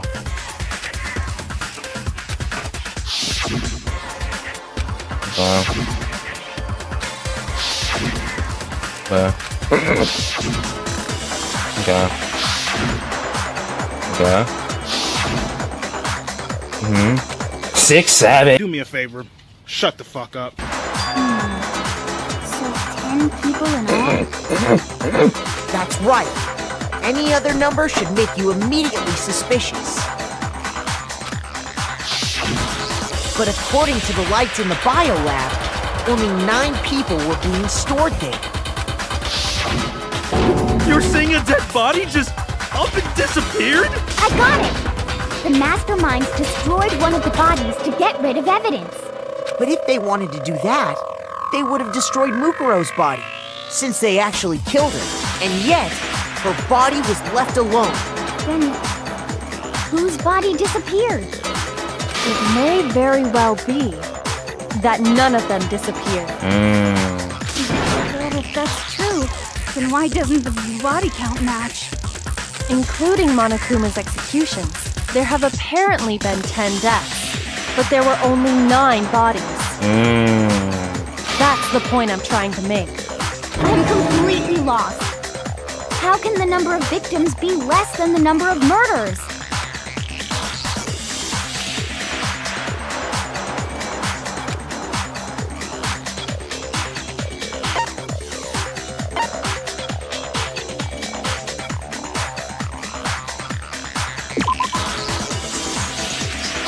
If they were going to destroy a body, it would have been Mukuro. It's the only one to connect to. There's no point of destroying any body other than that. Didn't you just say all that? Ah, damn. Okay, so it wasn't that. Then the same person was killed twice then. I got it! Oh. What about if the same person was killed twice? What is that supposed to mean? Huh? Killed twice? Officially, 10 murders have been committed so far. But one of the victims may have been murdered, and then murdered again. Murdered and... That's odd. Murdered again? What does he mean by that, Chop? If that's the case, there could have been 10 killings, but still only 9 victims, right? Technically, you're right, I guess. Still, something like that could easily have happened. No, it is what happened. Sounds like you're already convinced. Then can you tell us who was killed twice? It was Mukuro, of course. Before she was killed as Mukuro Ikusaba, she was killed as someone else. That's why the body had to be stored in the biolab until the moment we found it in the garden. No, that's crazy talk. She was killed as someone else? Come on! Besides, who could that someone else even have been? All you have to do is look at those bodily injuries of hers, and that will become obvious. Nothing's gonna become obvious, because Kyoko's totally delusional! Wait, so what does she mean by that?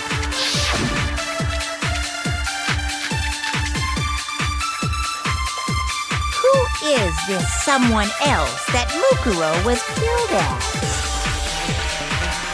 Was it Sayaka Maizono? Wait, hold on. Junko Enoshima?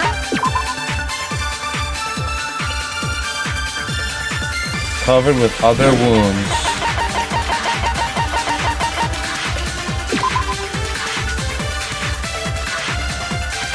Flashback.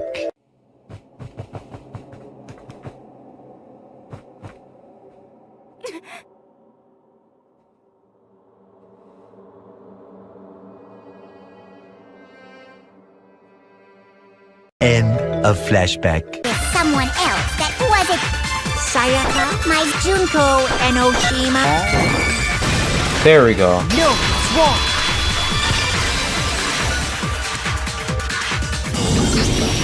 Junko, wasn't her fatal injury pretty similar to Mukuro? What do you mean? Well, remember what happened to her? She was impaled by a bunch of spears, all over her body. And Mukuro died from a number of wounds across her body. When you compare that to the stab wounds Junko suffered... Then the similarities match? Yes. And those are the only fatal injuries that match up. That explains why those 2 bodies are actually one and the same. So let me see if I have this straight. Junko, or someone going by that name, was stabbed to death with multiple spears. Then her body was kept in the biolab for however long before being dragged out again. Only this time, it was presented as the corpse of one Mukuro Ikusaba. It all matches up, right? Those wounds Junko suffered could easily be these same injuries. It's really true? Mukuro and Junko are the same person? Wait, so then... what does it all mean? They're not the same person. It means that there haven't been 10 victims, but 9. Which also means that among the people we thought were dead, one is still alive. And that's the true identity of the mastermind? Who is it? Who's behind all this? I know who it is. You know the answer to that. It's Mukuro. No mud. She's still alive. No mud. She took Junko's body and made it look like she was the one who died. So Mukuro is still alive. She's gotta be. Total silence? Then I must be right. I'm right, aren't I? No mud.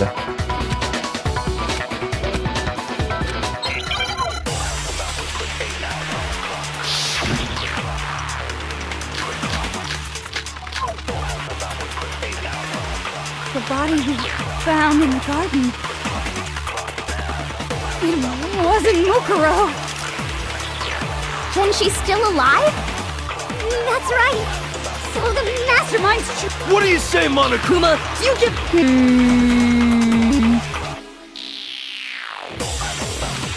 No. The body we found. It was. There we go. No, it's wrong.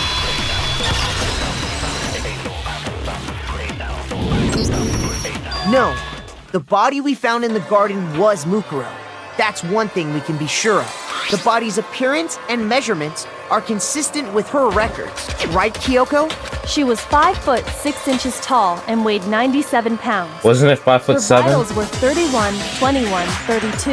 Everything in her profile is consistent with that corpse. And then there's the matter of the Fenrir tattoo.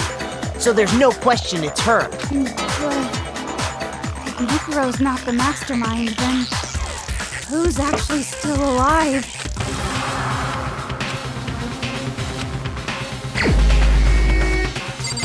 I'm already knowing. I'm already knowing. I'm already knowing. I'm already knowing.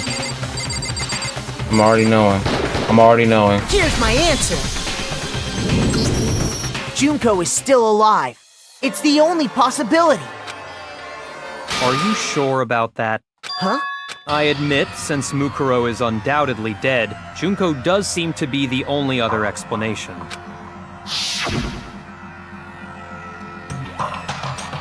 But we saw her get impaled. She died right before our very eyes. If Junko were still alive, the death we saw would had to have been some kind of charade. But you yourself confirmed she was dead, did you not?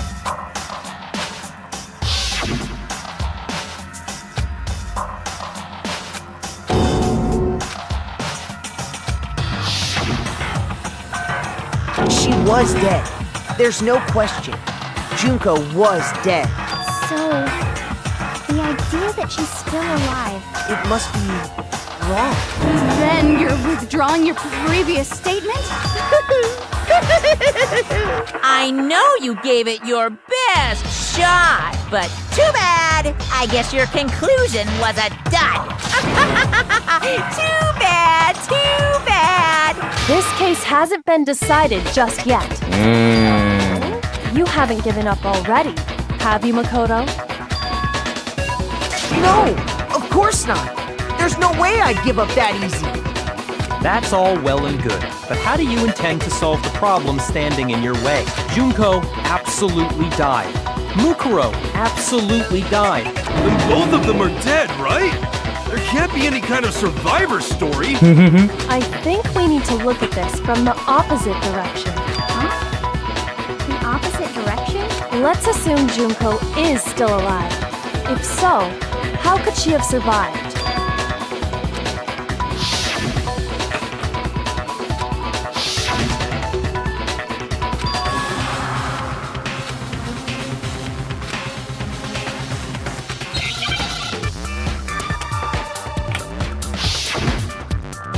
sorry, I read in my head a lot, so I don't really like read out loud.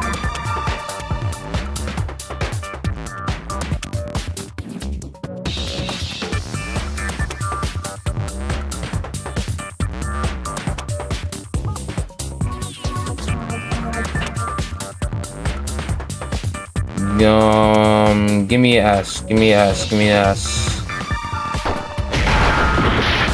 It's not that.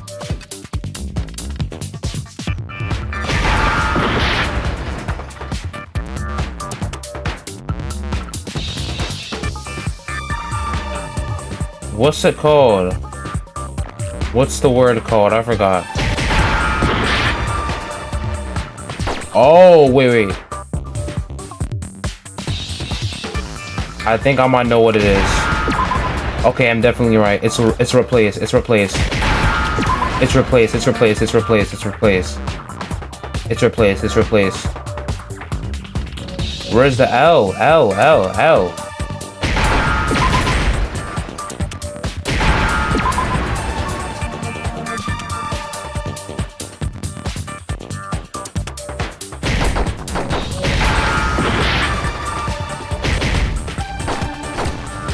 What?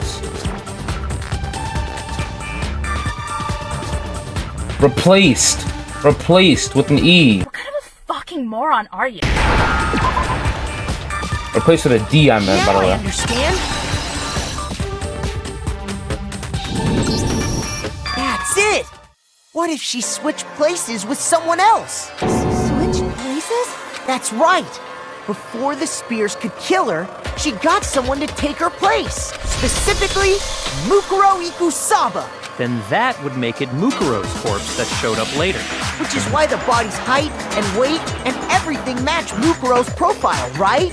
I don't know anything about this switching places thing, but that had to be Junko who got stabbed to death, right? Yeah, you're saying they switched? When could they even have... Yeah, that's what I was about to say. Right when she was about to die? Like she used some kind of ninja replacement technique? Good point. There's just no way they could have switched like that. So maybe the whole idea is wrong.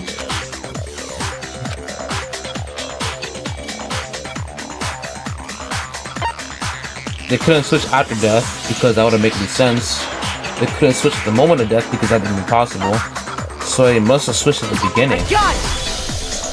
The two of them, they had switched places from the very beginning. What? From the beginning? Yes, from the moment we first met. If that's when they switched, then they wouldn't have had to switch at the moment of death, right? After all, the one we saw at that point would have already been Mukuro.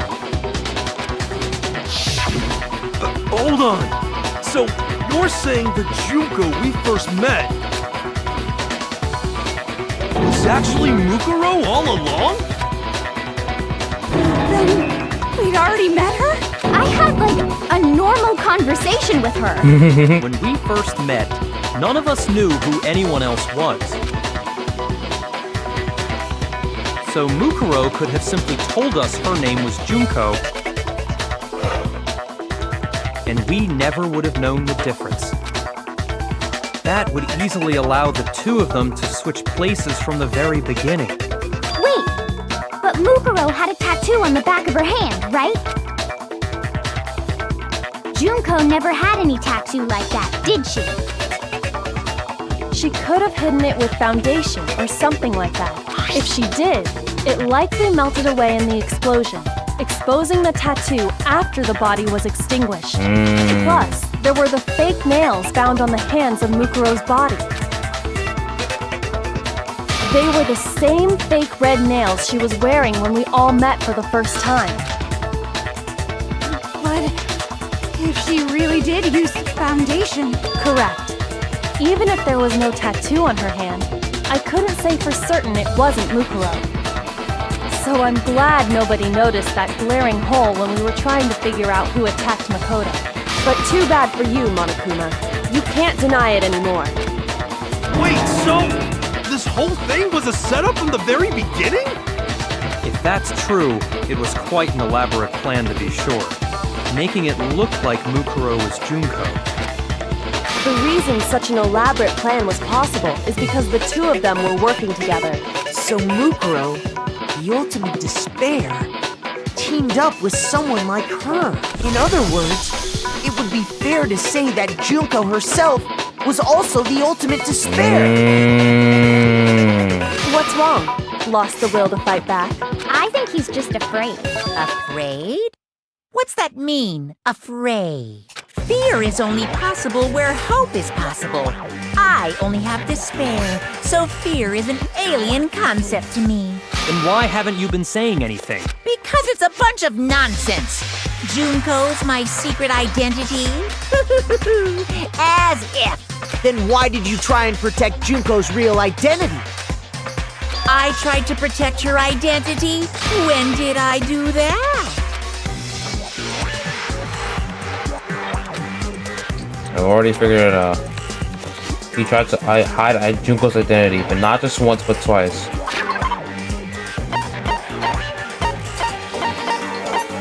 What was it, the pictures?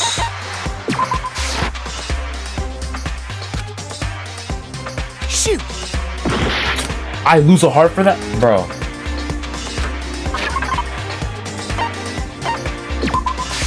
I got it! Okay. While I was in the AV room, watching the DVD of our interviews with the headmaster,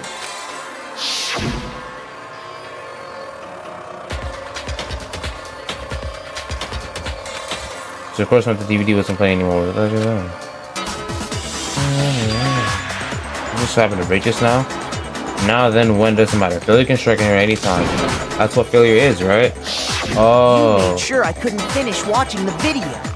And the reason you did that is because you didn't want me to see the real Junko, did you? Oh, yeah! If everyone was in that video, of course Junko would have had to show up. And if Makoto saw the real Junko, it would have been totally obvious that the Junko we met was an imposter. That whole power outage thing was just a fluke!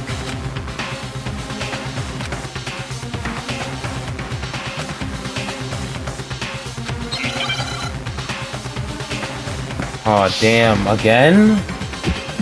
I'm probably gonna yo, you know what? I'm gonna have faith in myself.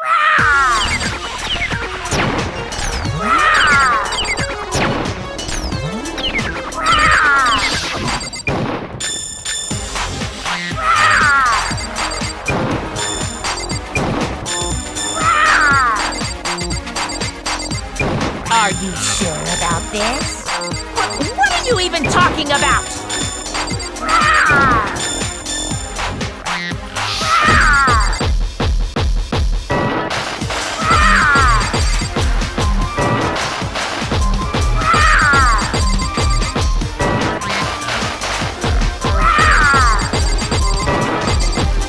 Are you sure about this? What are you even talking about?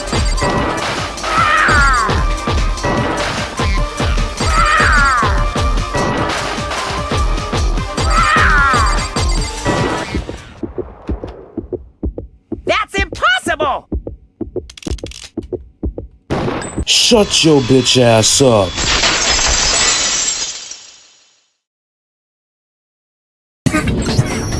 The video wasn't the only thing you tried to cover up. You did the same thing with this group photo. Uh-oh. I noticed it just a little while ago, when we were all comparing the photos we'd gotten. In all the photos, there's a certain similarity, an unusual circumstance. What's so unusual about them?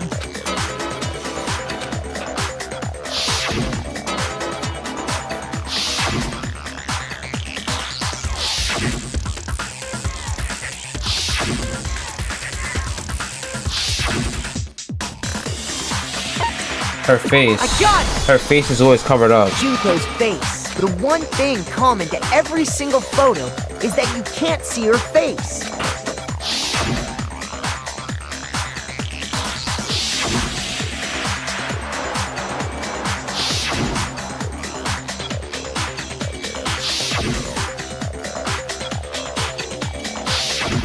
It's hard to believe her face would just happen to be hidden in every single picture, don't you think? And on top of that, in this photo, you can see that Mukuro is clearly visible. So in other words, at that point, the two of them hadn't switched yet. With all that in mind, there's no doubt that the girl whose face is hidden here is the real Junko, which is why you had to have pictures that didn't show her face, because if we could have seen her face, then it would have clearly revealed that the Junko in the pictures wasn't the Junko that we knew. Xanadu! Xanadu? I believe everything Makoto said is true.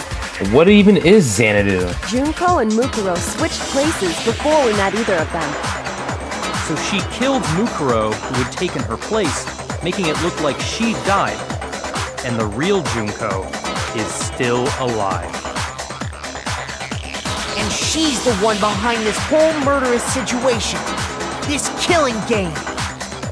Xanadu doesn't even mean anything. I wasted my time searching it up. True mastermind and the ultimate despair. Xanadu times 2! What does Xanadu mean? With this, the identity and the crimes of the mastermind have been exposed. No, wait! Hold on! Don't bother trying to deny it. There's no more room for debate. You don't have anywhere left to run. I'll prove everything. Right now!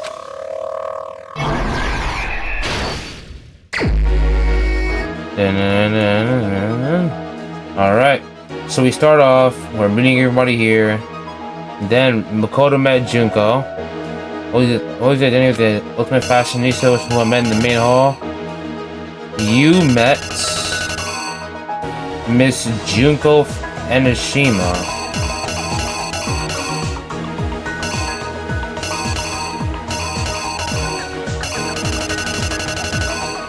Is this the picture?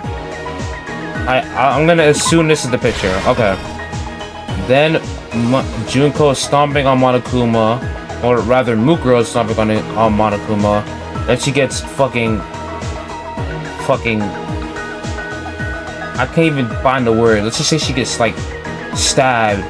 She gets stabbed and impaled with spikes. And then the real mastermind, where did the mastermind keep Mukuro's body? The mastermind kept Mukuro's body in the garden. Oh no, they took it from the biolab, and then they took it out, and then they brought it over here. Then the mastermind, shiced up, they shiced it up, and then the mastermind shiced it up. They took a knife. They tried to kill me. And then, Kyoko saw it and stopped them. The mastermind ran the hell away.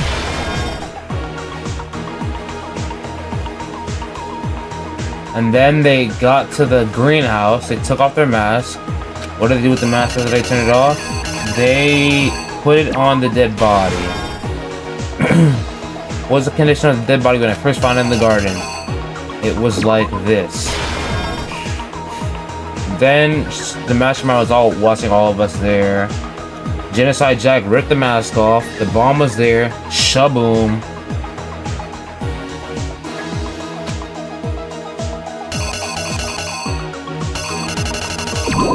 The fuck?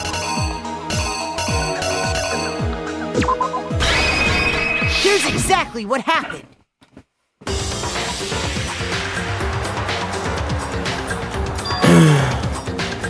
We met the ultimate fashionista, Junko Enoshima, right after we all arrived. But that wasn't the real Junko. That's not it?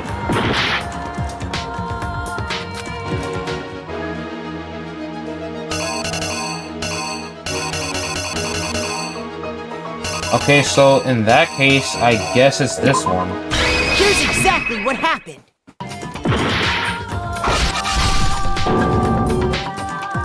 But it wasn't long before she died at the hands of Monokuma. In other words, the mastermind Junko and Oshima.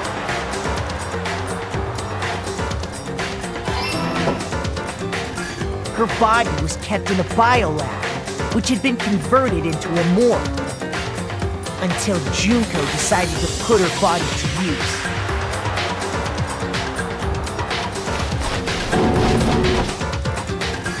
Junko dragged the body out of the biolab, using the tarp to carry her to the garden.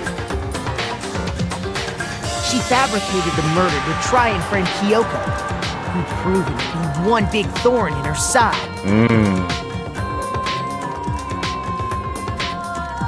Meanwhile, she wanted us all to think Mukuro was still alive and hiding somewhere inside the school.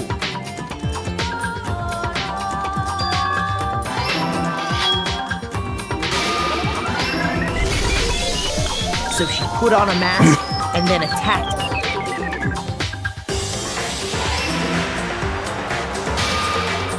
After making sure I'd gotten a good look at the mask, she left the room.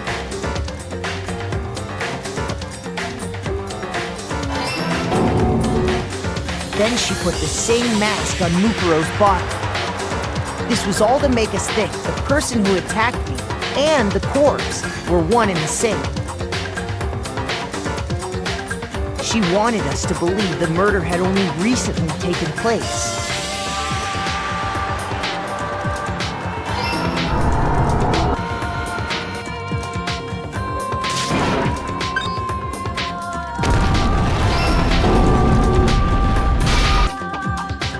Finally, by strapping a bomb to the body, she was able to destroy any remaining evidence. She needed to hide the body's true identity. She had to make sure we didn't find out it was actually the same person we met in the beginning. This is the truth behind Mukuro's murder, and the one who carried it all out is the true mastermind. The one controlling Monokuma.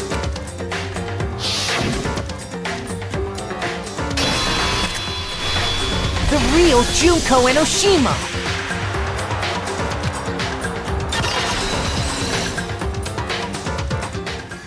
That's the whole story behind this incident.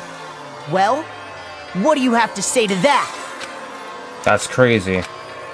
What? Are you broken again? You can't get out of this, so don't even try. Come on! It's time you finally revealed yourself! It's not like you're an endangered species or something. How long do you plan to keep hiding? Give it up, Junko. The game's over. Over? Did you really think the story would end once we reached the climax of the case? Wrong! There's still plenty more to go!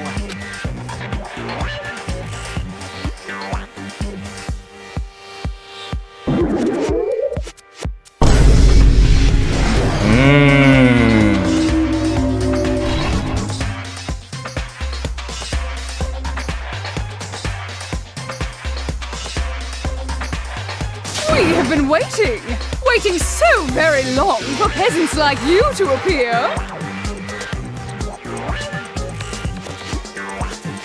She got some big ass titties, I ain't gonna lie. What? Mud. Have you made your choice? Will you serve under us? Oh, did you think I was being serious? Sorry, I was just messing with you. Does she have a split personality or some shit? Is she like Toko? It's been so long since I've had an audience. Even I'm not sure what kind of role I'm supposed to play. What is she talking about? This is the mastermind. She's the real Junko and Oshima. Anyway, looks like I've finally been set free. Having to play Monokuma all the time, day after day. It was like I was stuck in purgatory. Or like a slow suicide. I get bored so easy, you know? I guess. Huh? What about my face? What's wrong with my beautiful face? People have told me I'm cuter than 100 chihuahuas combined. They lied to you, Mud. I feel like this isn't the first time I've seen you.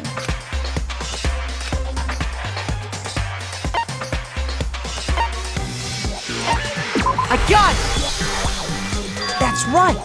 It was before I ever came to this school.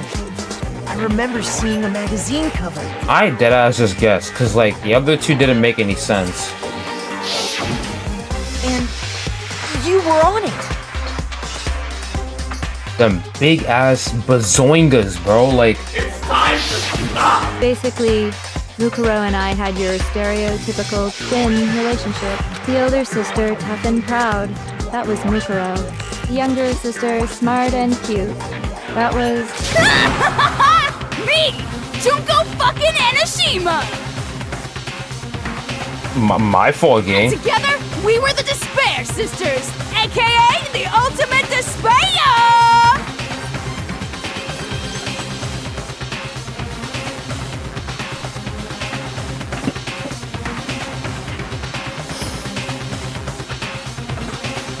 That single-handedly is the worst line I've ever heard in this entire game, bro. But if you're twins, why do you have different last names? Oh, that again?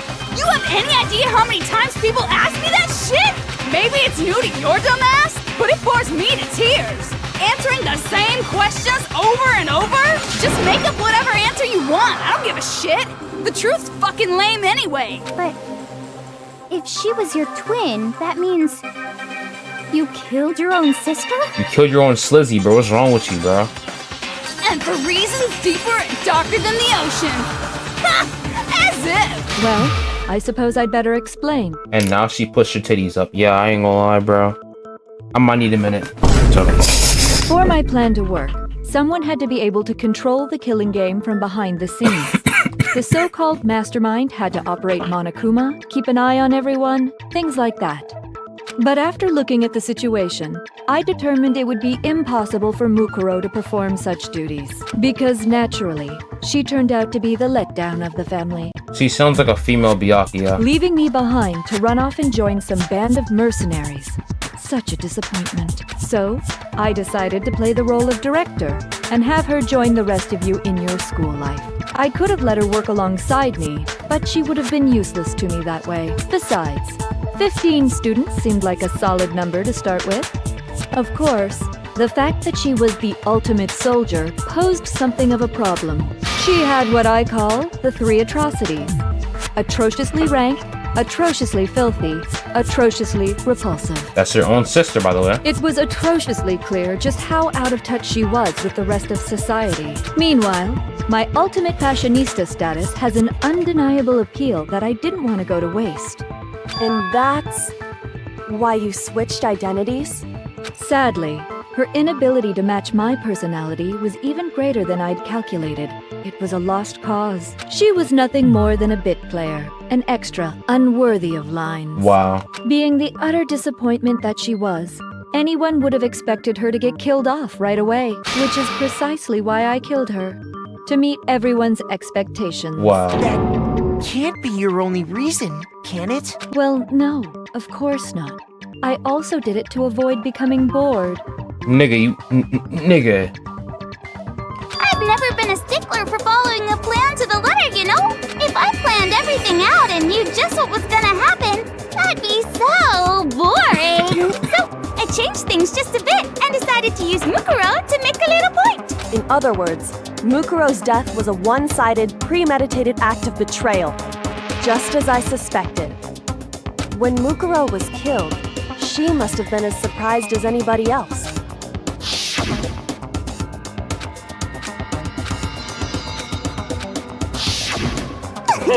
So you figured it out? Well, you're right. There's no way Mukuro could have pulled off such a convincing performance. But she did teach you all a very valuable lesson, don't you think?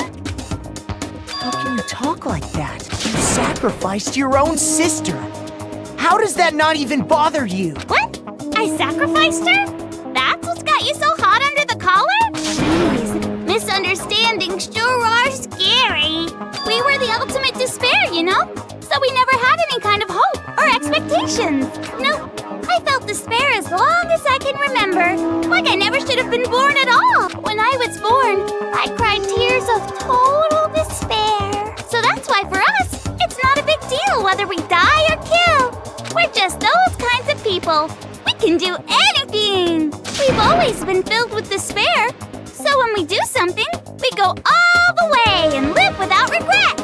What? You just murdered your own sister and didn't think anything of it? That's not true at all. We were twins. How could I not be sad? That's why I could be so excited. Killing my precious sister with my own two hands. That act is filled with so much despair. You can't help but put a super in front of it. Super despairful. It's like super, super, super, super, super despair. No, more than that. Super, super, super, super. Okay, super shut the fuck up. Feels so good. What the hell is wrong with you? And my sister too. In that moment of death, I think she must have felt that despair. After all, to be murdered by your own sister, and only as an example to someone else, she must have died feeling such excruciating hopelessness. I'm so jealous of her. Super jealous. I knew you couldn't be just some ordinary person. You're some kind of abnormality. Turning your own despair into some kind of fetish. Abnormality doesn't even begin to describe it. Like, Genocide Jill is crazy for sure, but this is a whole nother level of nuts! You're saying I don't compare to some lowly beast that can only kill the weak, right? So I'm hopelessly attractive, hopelessly brilliant, hopelessly athletic. I'm the hopelessly perfect ultimate human. No. I don't think there's anything perfect about anything you just said. Master's way more perfect. Because on top of everything else, he's got that Yo, get off this nigga's tip, bro. Don't you mean had that noble blood? What you mean by had? What did you just say? What do you mean by that? You still haven't figured that part out yet? Man, you guys are so slow! You haven't even solved all the mysteries, and yet here you are, yapping away! Are you talking about our memories? You've already solved this mystery, right? I'm the killer! So how about the next one? Maybe you should solve the riddle of your missing memories. Then you can start gloating! Damn straight! That's exactly what we're going to do. We're going to solve all these mysteries. Damn straight. Then we'll have our victory. Damn straight. I can't wait! Alright, then let's just get straight to the point. What memories did you steal from us? When the group pictures were taken, and those interviews, I got it! It must have something to do with our entrancing exams. No fair! At least give us a hint!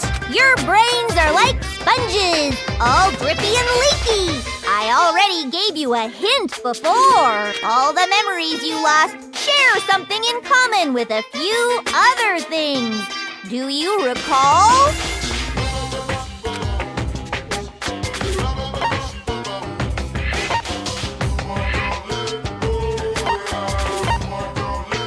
I got it!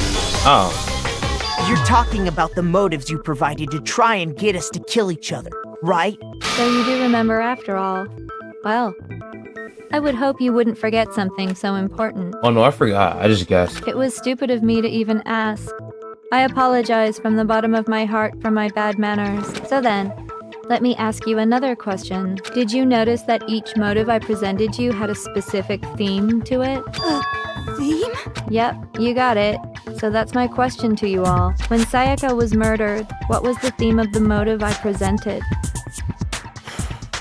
Damn. It has something to do with like dreams and shit, right? Like...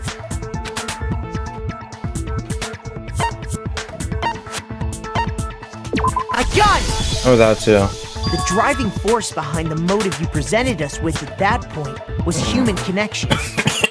Ding, ding, ding. You got it. Oh, yeah. I gave you guys? Each video showed the total destruction of your most important relationship. Now I see. For example, your friends. For example, your family. It's kind of supposed to be the other way around, you know, but whatever. I ruined all those relationships and showed you the results. It was to motivate your desire to escape and kickstart your urge to kill. But still, what a cruel thing to do. You're the one that did it!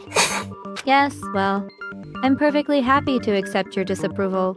Okay! Time for the next question! So, what was the theme for the second motive? I think it was secrets. I got it! Or that too. It was our past, right? Yay! Makoto got it right again! That time, the theme was... embarrassing memories and secrets! Yeah! And the whole reason Mondo did what he did was to protect his secret. So, how long do you plan on dragging this out? Relax, relax. Okay, on to the next question. So, what was the motive for the third murder? Yeah, I was about to say money, but greed counts too. It was money, wasn't it? Greed. Seek and destroy! Hell yeah, you got it again! Goddamn straight it was money! Celeste killed Hifumi and Taka for a little personal gain. Her greed led to all kinds of death and destruction. What's the point of all this? Why are you making us go through this case by case? Don't worry, sweet cheeks. Just one more to go. Now, can you tell me the motive behind crazy-ass Sakura's crazy-ass death?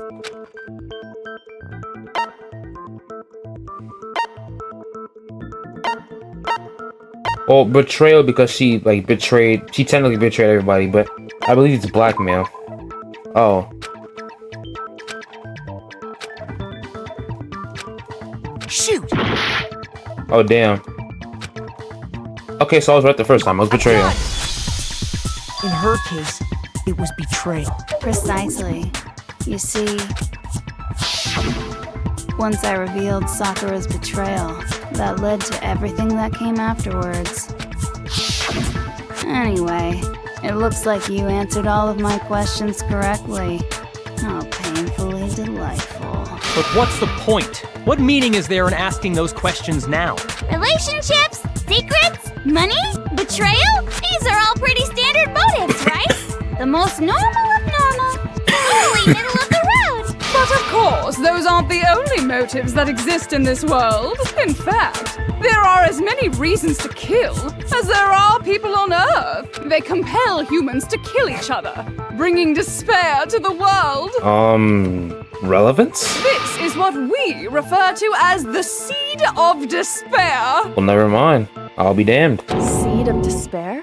Just as water, air, and food promote growth in living things, the seed of despair also needs nourishment. And that nourishment is hope.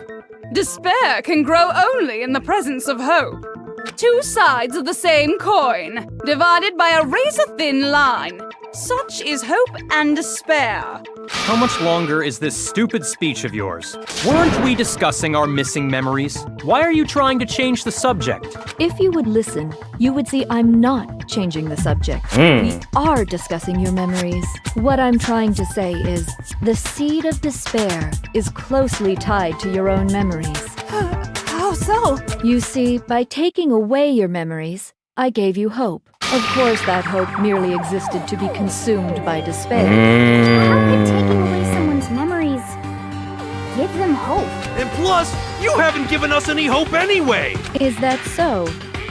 All you've been able to think about during your time here is how to escape, right? The mere fact that that's what you want proves I gave you hope. What are you talking about? If none of you wanted to escape this school, the killings never would have taken place. That is why we took your memories, so that you would have the desire to leave. The only reason we want to leave is because you took our memories. Is that what you're saying? Correctamundo! Which means if we did have our memories, then we wouldn't want to leave. Do I understand that right? What? Why the hell would having our memories make us not want to leave? A most troubling thought, isn't it? But it's not enough. I want more distress, more despair. I put so much effort into creating hope in order to feed your despair. fire and make it grow. So, just like Crazy Yeti slashing his prices and passing the savings on to you, let me give you a hint. Huh? Really? Then hurry up and tell us. Okie dokie. Like they say, seeing is believing. I'd like for you to see the outside world. You mean the world beyond the school walls? So something really did happen out there. Now are you interested in what I have to say? I wanna see too. See your faces sink into despair. Now then, open sesame! Behold, the world beyond the school walls! This is the outside world you've all been so anxious to claw your way back into.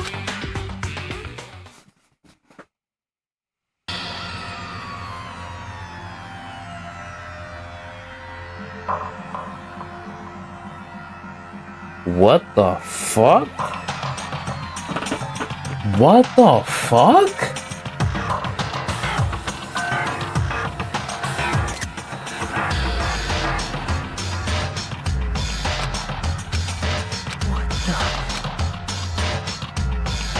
Dangerous. The world has grown so very dangerous. That's what this means. Gang! What are you talking about? None of this makes any sense! Did she take over the world? What the fuck?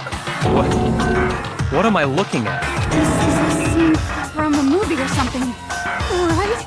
What you just saw, all of you should recognize it. That world is locked away within the memories that were taken from you. If you can't remember, please just try. Do your best to try and recall. Better kick your brain in the ass, because it's up to that gray lump whether you live or die. I don't remember ain't a fucking excuse no more, because now it's time for the final class trial! What? What is she actually talking about? Genocide Jack's memory? Remember or die! What the fuck happened outside? You want us to remember or whatever, but when it comes to that crazy confusing video you showed us, I don't understand a damn thing! What's the meaning of the footage we saw? Is this another one of your practical jokes? I mean, you're telling us to remember, but what am I supposed to be remembering? Nobody can remember anything. Oh wait! Hold on. Oh shit. This is the end Fuck. for all of us. Hold on. What choice do we have? Hold on. Fuck, wrong thing. It would seem that Toko and Genocide Jack share certain fundamental wrong. Their individual memories are separate, so Toko might not remember, but Genocide Jack might remember it. Bitches, what the fuck happened? You want us to when it comes to that I don't understand it. What's the meaning of? Is this another one of? I mean, what am I supposed to see? No, it's wrong.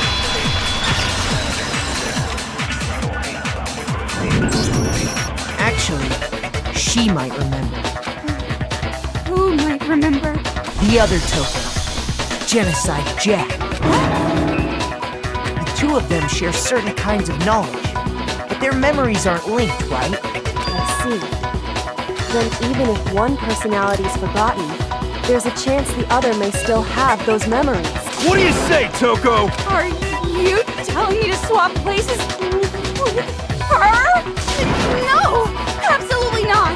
That'd be like forfeiting my entire identity. Toko, you're the only one we can rely on. Da-da-da-da-da! It's me, your friendly neighborhood serial killer. Nigga thinks she's Spider-Man. Boy, she just gave in like it was nothing. I'm going to ask you a question, and I want to have it answered immediately. Do you know anything about this video? Huh? What video? The video that's playing right now. Who the hell are you? I'm the mastermind. Oh, nice to meet you. screen. Aye, aye! Roger, you got it, Captain!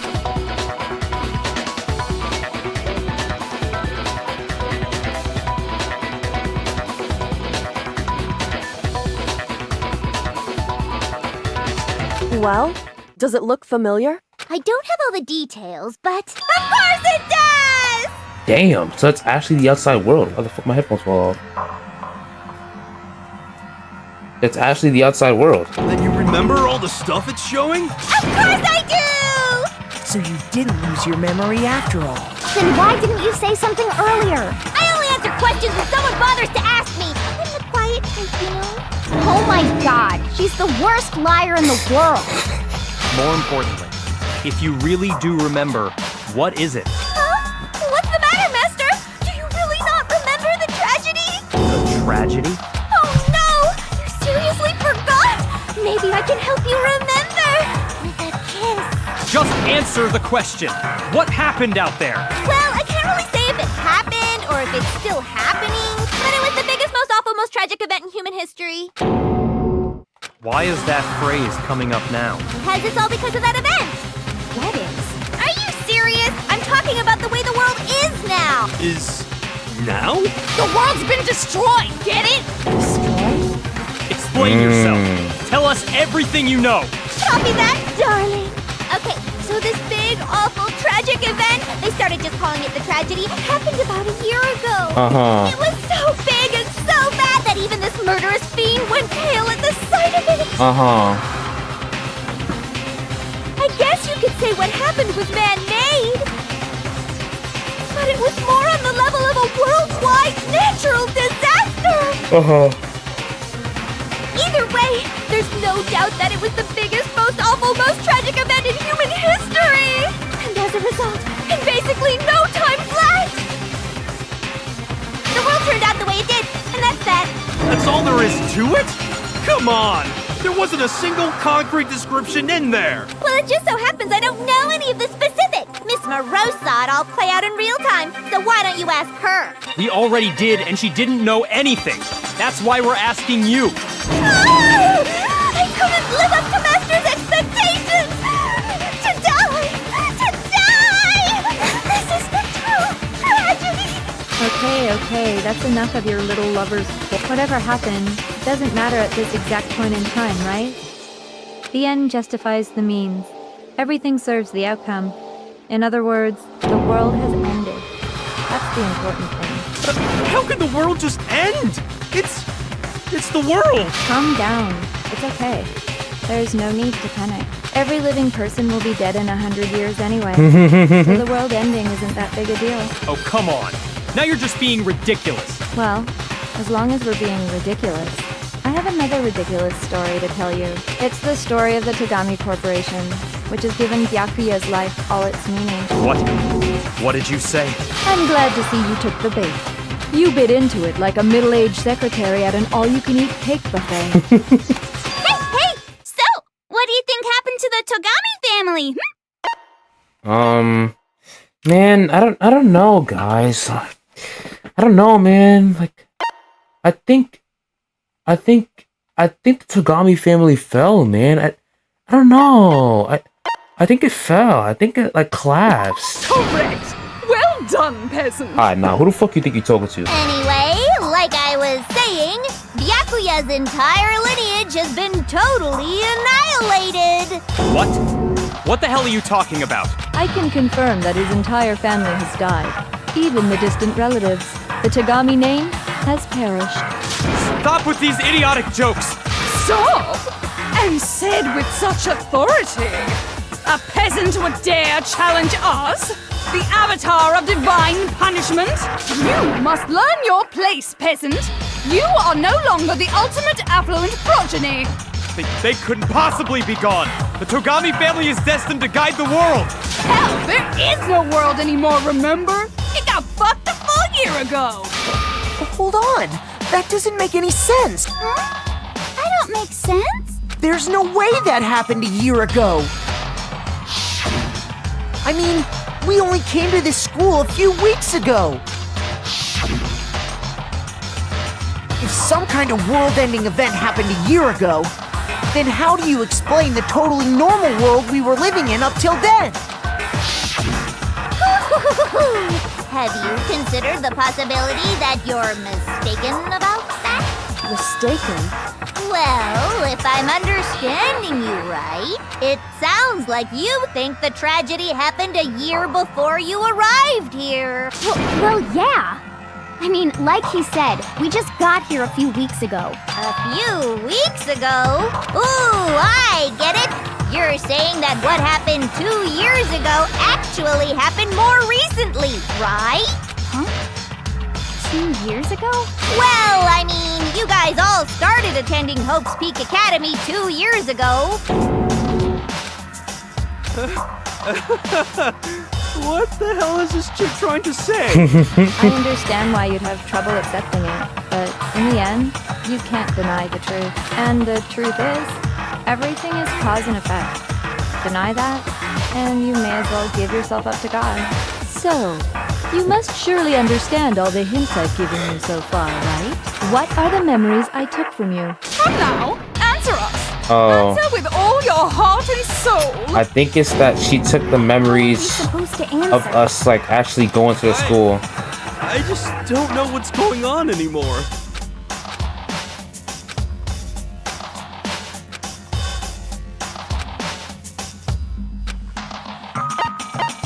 I got it! If we accept that what you say is true, then we've all lost our memories of the last 2 years after coming to this school. Nope. No. I mean, no matter what anyone says, Another correct answer. Well done, peasant. Seriously? This routine again? We've lost 2 years worth of memories? That's right.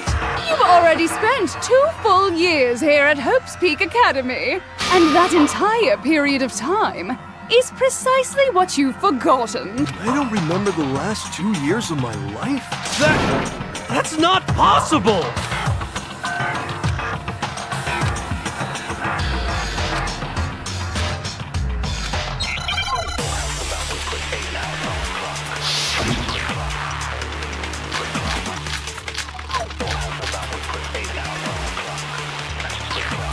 Years worth of memories.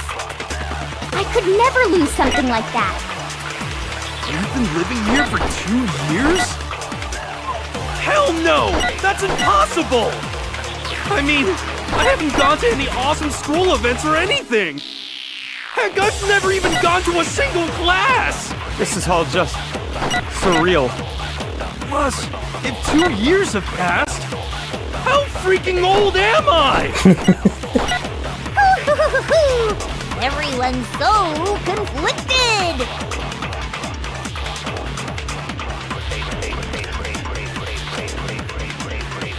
2 years worth of memories. I could never lose something like that. Yeah, I know it now. You've been living here for 2 years? Hell no! That's impossible! I mean, I haven't gone to any awesome school events or anything! Heck, I've never even gone to a single— Yes, you have, Mud. No, it's wrong!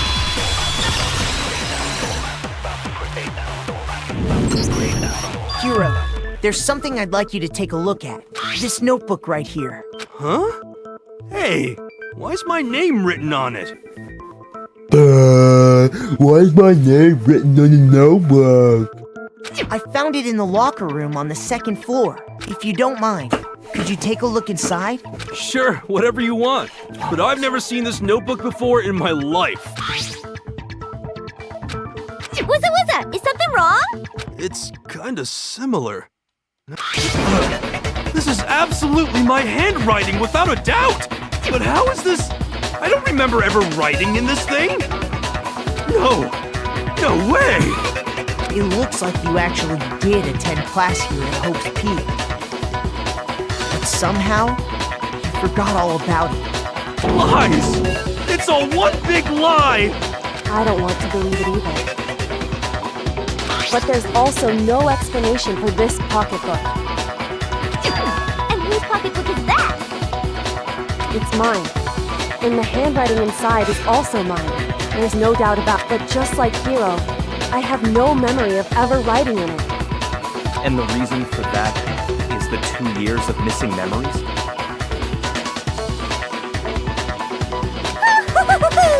After seeing all the evidence, do you have any choice but to acknowledge the truth? Isn't it just so desperately dark? The mystery's solved, but it's like a goddamn funeral in here! Shit, man! I've never been to a funeral! Hell yes!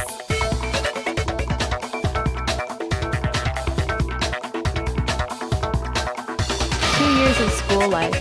How many moments of blossoming youth have you missed out on? How many fun classes? How many school events?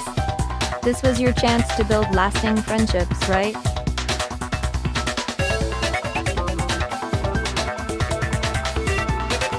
And on top of that, the biggest, most awful, most tragic event in human history. Right before everyone's eyes, the world came crashing down. You absorbed all that despair, but then you forgot it all.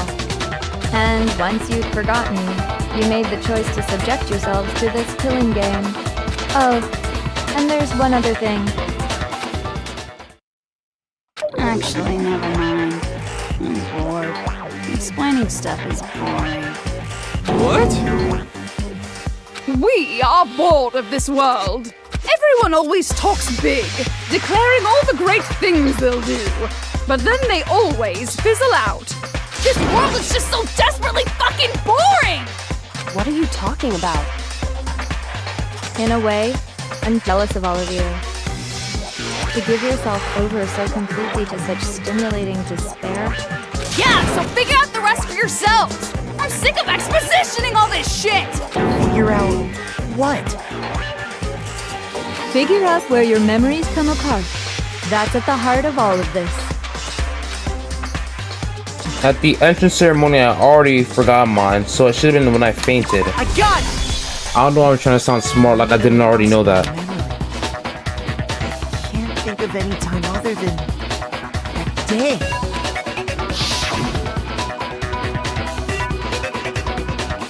When I first came to the gates of this school and stepped foot in the main hall. When I passed out, I was overcome with a strange sensation. Wow, you still have enough spirit to keep on talking, huh? So I don't know much about the details, but it seems like everyone remembers passing out, right? And your sense of time got all messed up because of the memory loss after that? I guess it must have been something like that. After I passed out, I woke up in a classroom with my head on a desk.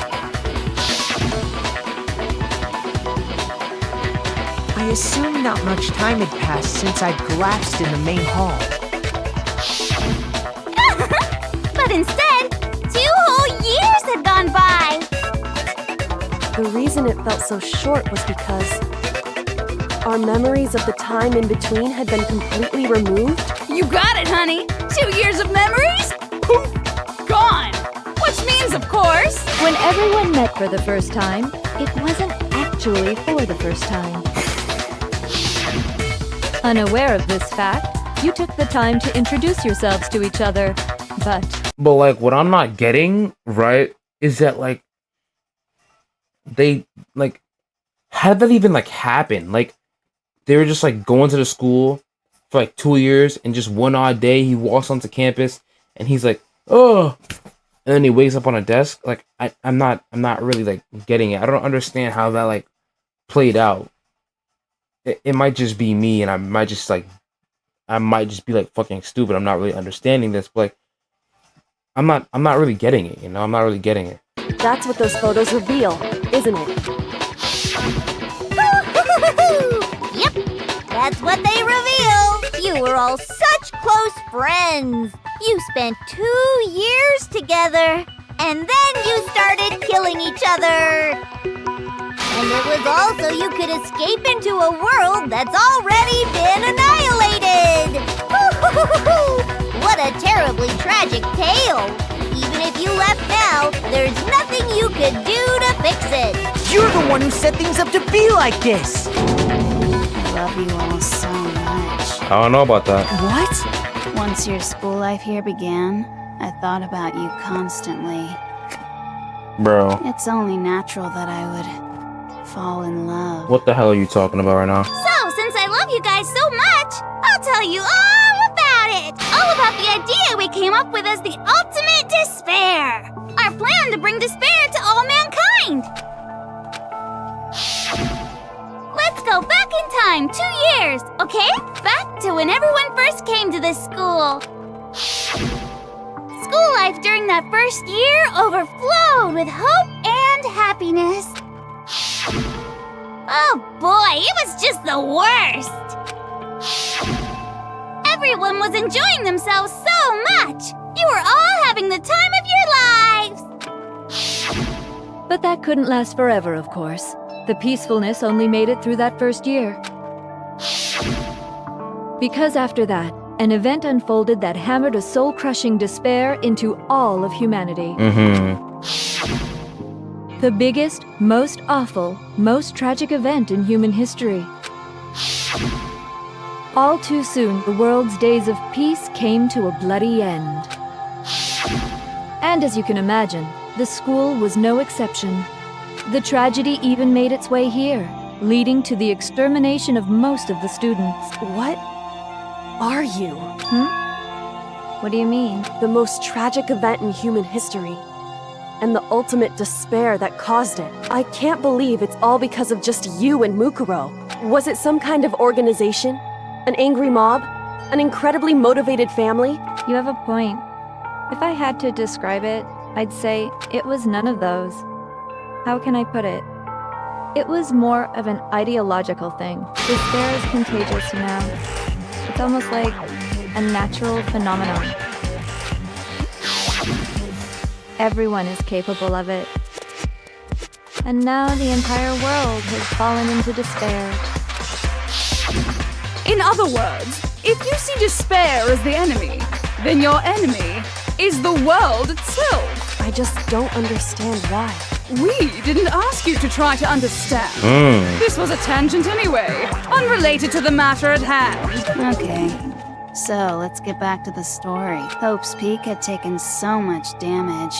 You guys were the only survivors. The members of the 78th class of Hope's Peak Academy were the only ones left. And then, something super neat happened. Now pay attention, because this is important, and I'm only gonna say it once. So guess what? To protect everyone who had survived, Hope's Peak was transformed into a shelter. That's right. It was transformed into a shelter. I said it twice. Now, someone was responsible for that transformation, for creating what would eventually become your prison. Do any of you know who that might have been? The headmaster. The prime minister. Shoot! Okay, I wanted to troll, okay. It's the headmaster. I got it! It could only been the headmaster of Hope Peak Academy. He wanted to turn the school into a shelter to try and protect us. To protect us from the despair and tragedy taking place outside. That's why he asked us to make that promise. To say that we were willing to live in this school forever. We believe he had something like that in mind, yes. Yo, I just heard something drop outside my room.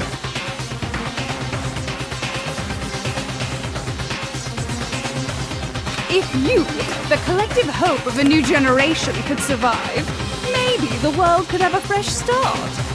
Yeah, the headmaster put that much faith in you. And because we had that same hope, that's why we all agreed to live here forever.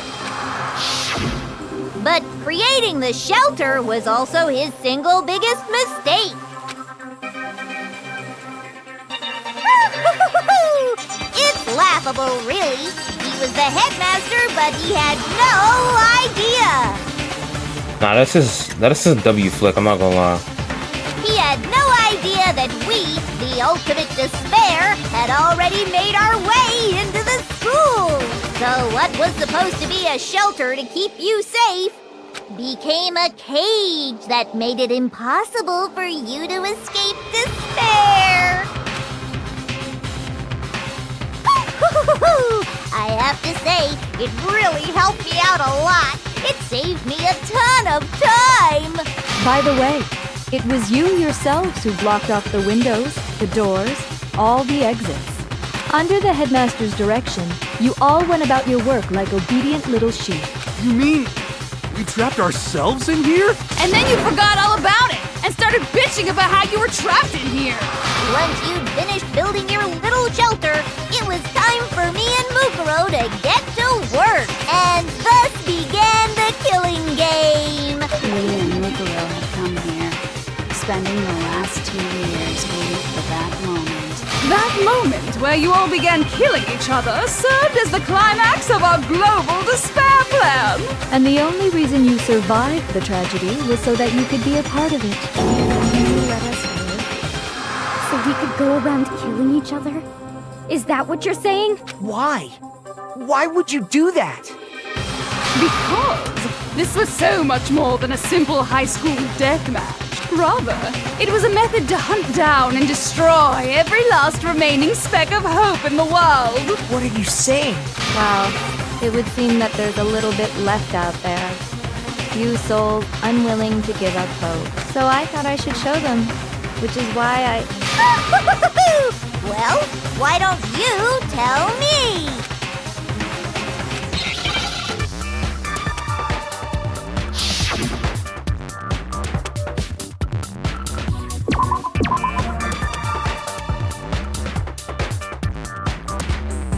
Now I understand.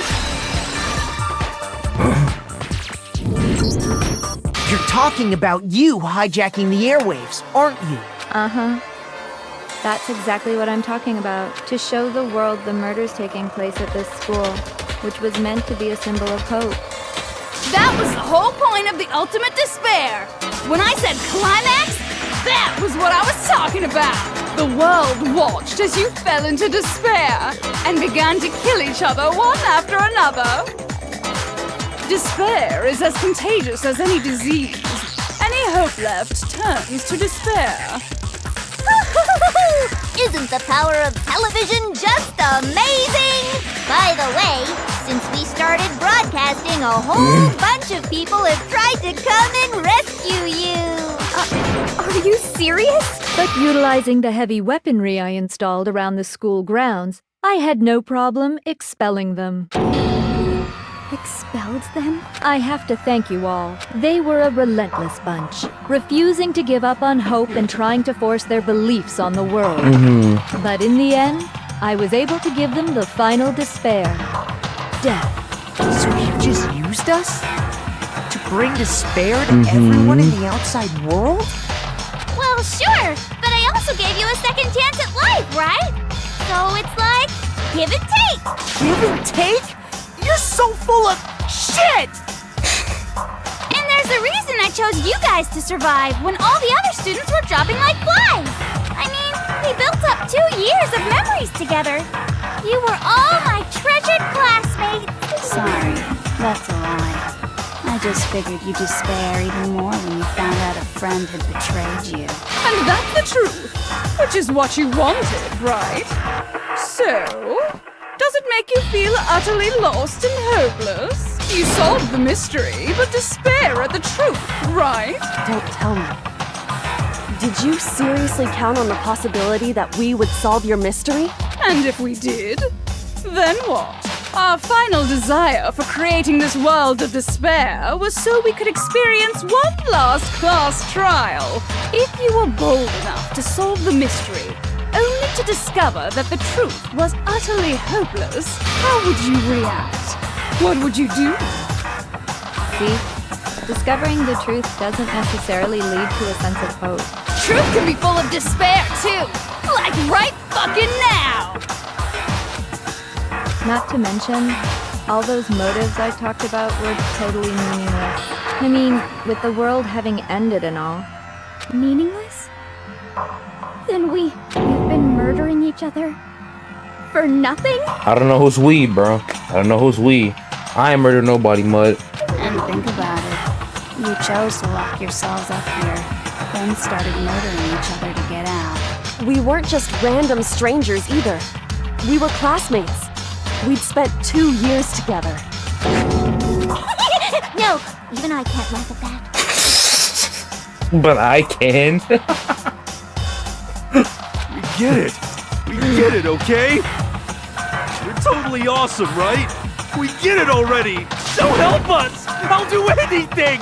Just help me! A peasant begging for his life? Oh, how delightful! We've never witnessed such a travesty firsthand. But I'm sorry to say, begging doesn't work on me.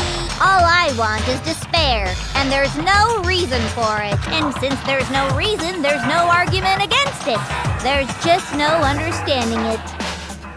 No argument, no understanding. Bro, this, what yo. better definition of ultimate despair could there be? Wait, hold on. You've just been going on about whatever you feel like, but there's no real reason for us to believe anything you have to say. Huh? You say the world's fallen apart, but I haven't seen it for myself, so I don't acknowledge it. I don't accept it as the truth. Until you see it with your own eyes. Truth and falsehood overlap one another. In other words, you're not unlike Schrodinger's cat right now.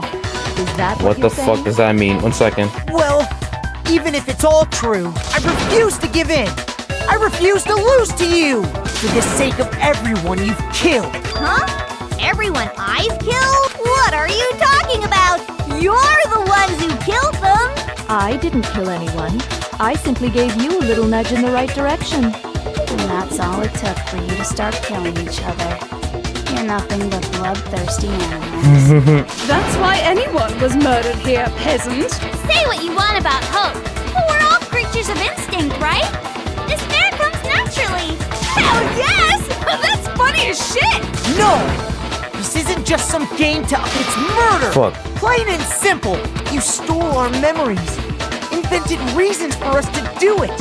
You pushed us all into a corner! It's all your fault! You certainly have a talent for passing the buck, don't you? That must be your hope, huh? But we don't have much time left to keep up this banter. We have to draw things to a close soon. What do you mean? I'm talking about the vote, of course. You didn't forget about that little rule, did ya? Oh, and also, since this'll be the last vote, I decided to change the rules. What? You guys so full of hope, and me so full of despair. I've decided to have you vote which one will be punished. If even one of you votes to punish Hope, well then, I'll consider that a win for me and punish everyone on the side of Hope. How is that fair?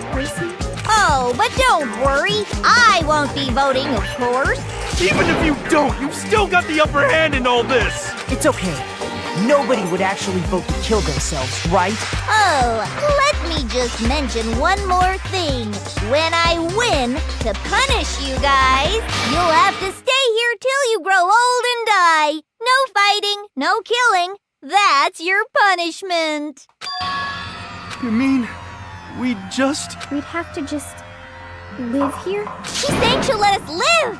If you're not happy with that, then go ahead and punish me. And make your way to the outside world.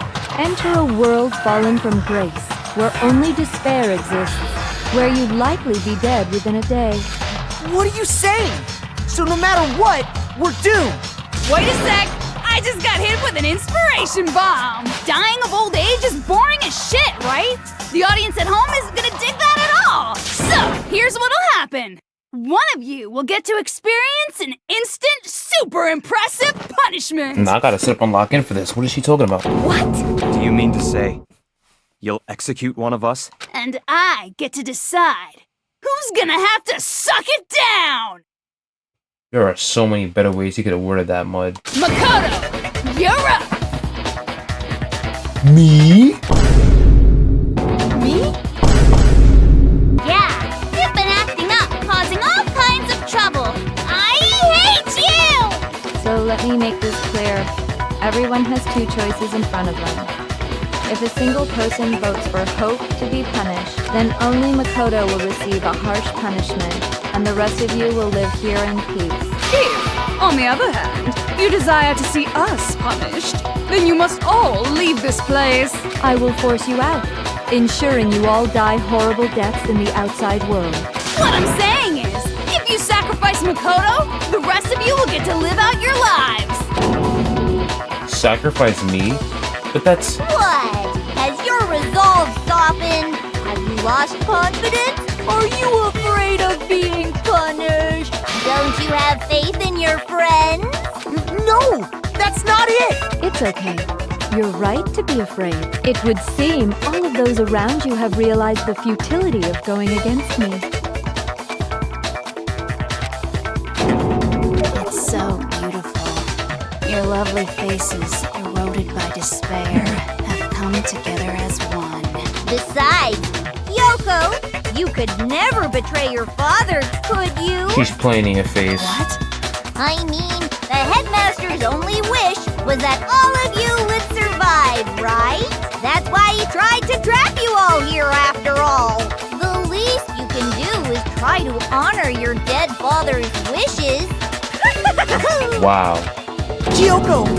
One person's despair is enough to seal your fate. Isn't that just the most hopeless outcome ever?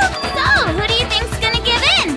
Whose despair is gonna sign your death warrant? No one. Nobody's gonna give in to despair!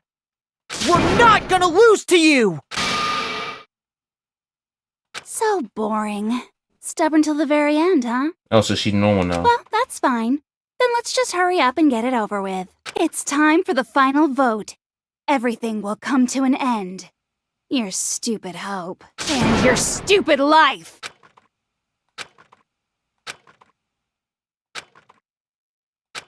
To live in despair. That's not really living at all.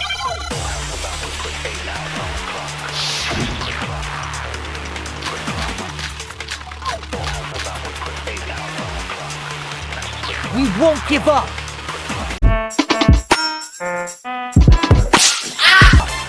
As long as there's hope, we'll never give up! If I were to die, that would be the end of Hope's Peak Academy. There we go. Don't lose hope now! All my fortune-telling senses are telling me not to leave this place. But to live means moving forward, right? So even if it's hard, even if we're scared, we don't have any choice, do we? I want to keep on living. I want to open the next door. There must be something new waiting for me. So that's why, no matter what, I need to get out of here. The whole fortune-telling thing doesn't matter anymore. What matters is my own gut feelings. I decided to have faith in myself. By the way, the air outside is totally polluted, you know.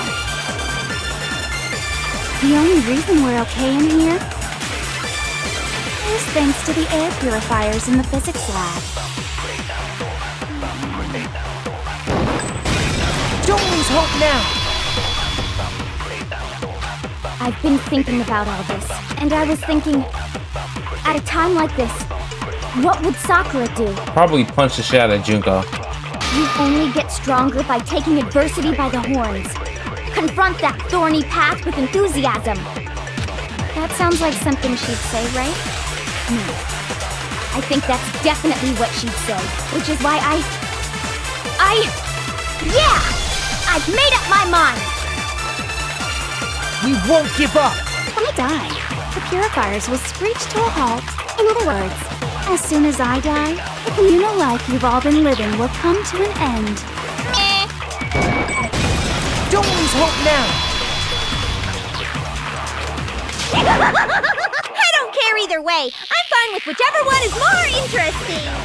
Actually, I may not look like it, but I always hated school. Hell, no matter how I look, still hate it. But no matter what, Master has to come along with us. All of you will have to leave. You'll have to go into the world outside, where only death and despair are waiting. Don't lose hope now! What's the matter? You're not actually trying to encourage me, are you? Ridiculous. It never even crossed my mind that I might give in to despair. Oh, really? But don't misunderstand me. I couldn't care in the slightest what happens to you. I just have to keep my word. I swore I would end the life of the Mastermind. Besides, the Togami family isn't dead, because I'm still alive. Until I can restore the Togami family and bring it greater glory than it's ever known. We won't give up! As long as there's hope, we'll never give up! If I were to die, that would be the end of Hope's Peak Academy. Danganronpa. I decided to have faith in myself. By the way, The air outside Alright, shut the hell up, the nigga. only reason we're here is thanks to the air pure. Say whatever you want. If I die, the pure, in other words, the communal life you've all been living. I can keep on living! As long as all of you will have to leave, you'll have to go into the world outside. I already said I would claim the Mastermind's life, by whatever means necessary. so what are you gonna do? Will you just die? Is that what you want? Come on, Kyoko. Don't lose hope now! On your feet, we have work to do. I didn't really know my father, so I can't pretend to know what he was thinking. But even if we're just connected by blood, there's one thing I am sure of. He would never want us to abandon Makoto and choose to stay here. I can't explain why exactly. But if I'm sure of anything, I'm sure of that. Just because we don't actually know anything. Does that mean we can't understand? Could it be that... No, never mind. So, Makoto, I don't think you wound up at this school because you had good luck or bad luck. I think you came here for a different reason entirely. You came here to bring down the ultimate despair. You came here to confront despair without ever giving up. And if that's true, I think we could call you the ultimate hope. What do you think? What the hell are you? I'm him, nigga. I'm him. So That's my uncool. answer. Your stupid faces, the stupid things you've said, the stupid way you all treat each other, it's all so uncool, so unhip. Shut up, shut up, shut up, shut up, shut up! Lame, lame, lame, lame!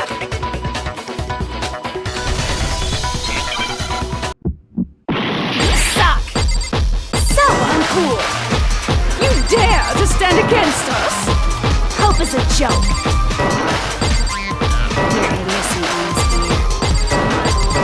You're gross. I just love despair! You suck. So uncool. You're unbearable! Hope is a joke. Would you like to die? You're gross. Everything is pointless. Suffer from despair. You're unbearable! You dare to stand against her? No. You suck. So uncool. You dare to stand against us? Hope is a joke. Your idiocy ends here. You're gross. I just love despair! You suck. So uncool. You're unbearable!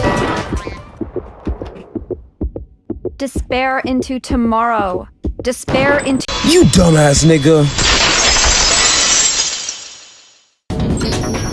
I refuse to give up. I refuse to get bored. I refuse to throw it all away. I refuse to despair. Because all I have going for me is the desire to keep moving forward. What's going on? What's happening?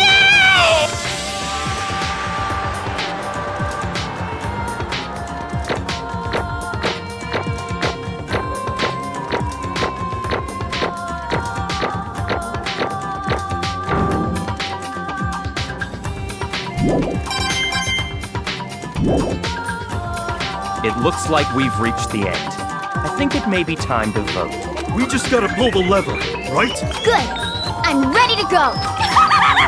Let's put an end to these trials. Put an end to the killing. with our own hands.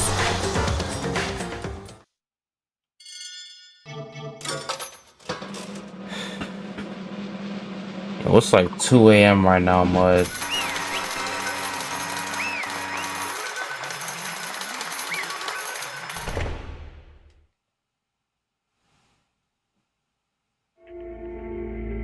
The hell? Indeed. You've lost, Junka. I lost? I lost? Me? No way. Well, that's just... It can't be. You still don't accept it? Even the ultimate despair herself was vulnerable to the onslaught of despair, it would seem. What the heck? But there's no use trying to fight it now. Well, that's just... totally the best! So this is despair. I even killed my own sister for it. And now I... To come this far and fail at the very end. True despair. That's the most ultimate despair. What are you talking about? And now I... Don't you see? I was so hopelessly desperate. I was bored of the world the moment I was born. That's why I've been looking forward to this so desperately, this once-in-a-lifetime experience. It is my first and last colossal despair, here at the moment of death. To have the chance to taste of the highest grade despair, the utter failure of my dreams. True despair. I'm so hopelessly happy right now. Huh? Wait, is she enjoying this? Anyways, are you prepared to admit defeat? You think I care whether I won or lost? Either way, it doesn't change a thing. Totally the best! Outside is only despair, inside is only despair. No matter where you go, despair awaits you. That's not true. Not possible. You're wrong, huh? Don't make me repeat. Let me tell you this right now. We no longer fear despair. Okay. Because you decide to enter the outside world with hope. Yeah, Makoro totally seduced us over to his side. Everyone. Hey. You said that despair is as contagious as any disease. However. But the same is true of hope. All you have to do is look at us to see how true that is. Kyoko. No. Stop it. Stop. I hate those faces you're making. See those awful looks causing nothing but pain. There's one last thing. Fine, let me just say one last thing. If you guys want to get all hung up on the word hope, that's no skin off my nose. But just be warned. From this point on, one despair after another will stand in your way. No matter where you run, no matter where you hide. Maybe you'll find some hope, but there is a very fine line dividing that hope from bitter despair. Knowing that, you still plan to cling to your hope? Of course, because we... It's fine. Shut up. That was a rhetorical question. You interrupted my monologue. I'm almost done though, so whatever. Because it's almost punishment time, right? It can't be. Do you really intend to go through with this? That was the agreement, right? Hold on. It's not like I want you to die. You don't have to... Stop it! My fault for being a caring nigga. What? How many times do I have to tell you? The fact of living brings me no hope at all. All I want now is to taste that despair of death you only get once in life, so... Don't get in my way!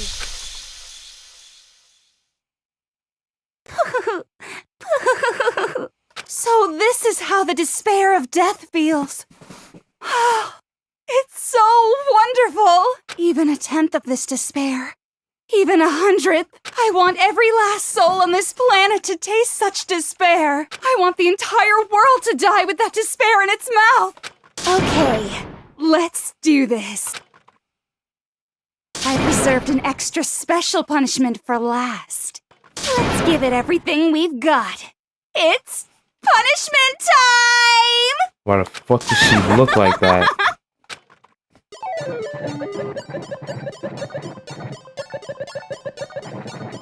He doesn't even drag her. She just like walks off with him.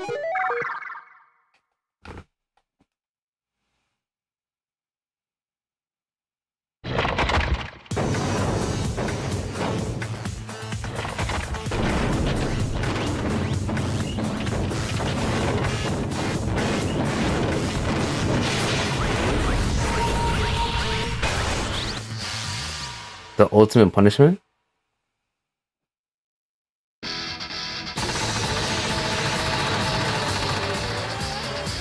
Oh, she's going through every single one of them?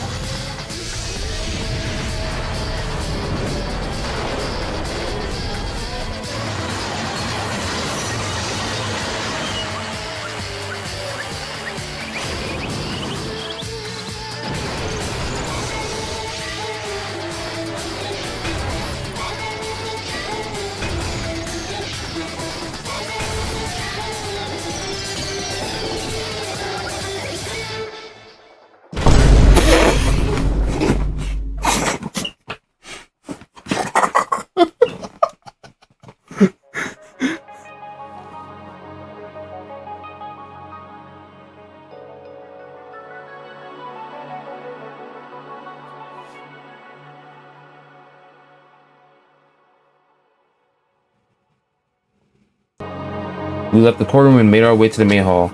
We stood in front of the door and nobody made a sound. I felt almost absent-minded. This is our epilogue before the final ending. We were there stuck in limbo, unmoving, unsure. But, in the end... Hey. We can't just stand around like this forever. At some point we need to leave. So nobody's surprised it was Kyoko who broke the silence. Makoto. Would you do the honors? Okay. As if awakened by Kyoko's words, I took out the object we'd gotten. Up until the moment of her death, it had belonged to Junko. And in the end, she dropped it before us. But is that really it? Is that really the key to this door? Indeed. You don't have to read into what she said too much to find the answer. If, on the other hand, you desire to see us punished, then you must all leave this place. I will force you out, ensuring you all die horrible deaths in the outside world. In other words... I will force you out. She said that just before dropping that. It makes sense that it will be our way out of here. But you never know. Maybe it's actually a switch that's going to make the school self-destruct. I mean, Junko never said specifically that she let us leave here alive. It's true. You may be right about that. Maybe. Yes. But even so, it's impossible to think we wouldn't take our chances with it. Yeah, I guess that's true. There's nothing to worry about. My beautiful scissors! If something ever happened to Master, I take my scissors and jam them so far up. Hey, where's the courtroom? Where's the mastermind? And it's all over. We're just about to leave the school. Leave? We can go outside? And that means me and Master can get married? And then he'll give me a little jewel of a baby? That's enough. Please stop. That would be a greater horror than anything I've encountered so far. Anyway... Don't worry. I have no doubt that we'll be able to leave here without a problem. But... It's what happens after we get out that I'm worried about. But you know, in the end, I think part of me still thinks... Serious? Maybe, when we get out there, we'll see that everything she said about the world was a lie. That on the other side of this door is a world as peaceful as we remember. A lie. Peaceful as we remember. Well, no matter what it looks like, it's still our world. It's where we're meant to live. Yeah, I guess so. And how do I put this? Unlike the school, the world is really big, right? Since it's so big, I'm sure there must be some despair no matter what. But there also has to be lots of hope, right? In other words... You have to searching for hope to try and find it. That by itself is the true meaning of hope. As long as you have that hope, you can keep moving forward no matter what trouble you may fall into. Am I wrong? Is that what you mean, Makoto? Yeah, that's pretty much the gist of it. I don't mean any of you to spell that out for me. You know, Junko mentioned there are still others out there who hadn't cast away hope just yet. Maybe I should find them and make them work for me. To rebuild the world, we must first rebuild the Tsugami dynasty. I'm not gonna read that. You got it! Well, my first stop is gonna be the closest donut shop. I can figure out the rest from there. Hey! And what are you gonna do if there are no donut shops? Or donuts? Okay. I'll just get some flour and make some myself. And if there's no flour, I'll just grow some wheat. No, I get it now. If there's no road, you just gotta build one. Creation. Fate is telling me to remake the world. Could it be? That's my hope. How about that? I've reached the next stage. The next chapter of Yasuhiro Gakure's life story is about to begin. Whoa! Thanks, Hina. You totally opened my eyes. Hey, personal space, buddy. You're seriously creeping me out. Makoto. Come on, Makoto. Even if everyone in the outside world is gone, even if the world is steeped in despair, as long as I have people like you around, I can face forward and keep moving. If we can get out of there and do something, have some sort of impact, well, what can we do? There's so few of us and we're so small, so what can we do? No, we can probably do anything. Yeah, we can do anything. Well, I guess this is goodbye. And goodbye to Sakura. But hey, if we gotta say goodbye, we may as well do it with a smile on our face. Hey guys! You guys want your fortunes told anywhere, anytime. You just let me know. I'll be there. You know how much I hate being annoyed. But if something does come up, you may as well let me know. I can't guarantee I'll actually bother listening, but... I don't know why, but I have a burning desire to start writing. I might be able to pull it off. A story about the Master and me. And the others, I guess. I can't say I'm sorry about what happened, but still, it does feel kind of strange. I really don't know what to say. I guess we graduated?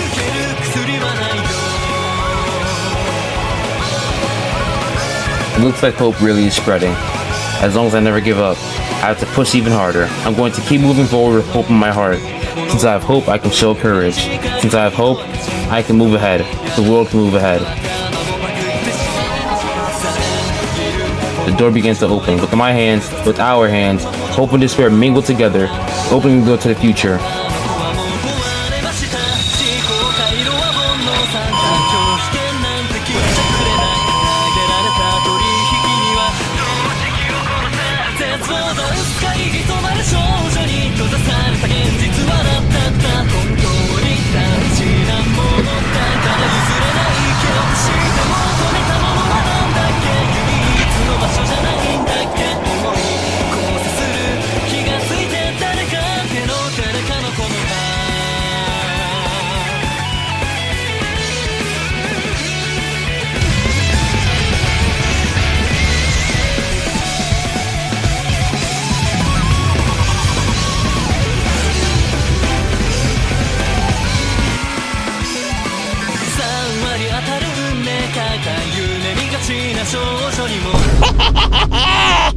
Interesting. Things are getting very interesting indeed. Oh, no, they're not. Like I said at the beginning, I'm not a teddy bear. I am Monokuma, and I am this school headmaster. Wow, that nigga's still up to this day.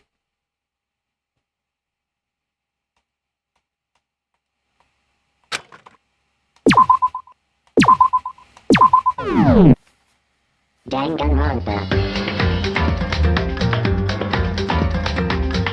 Well, guys, that was Danganronpa Trigger Happy Havoc.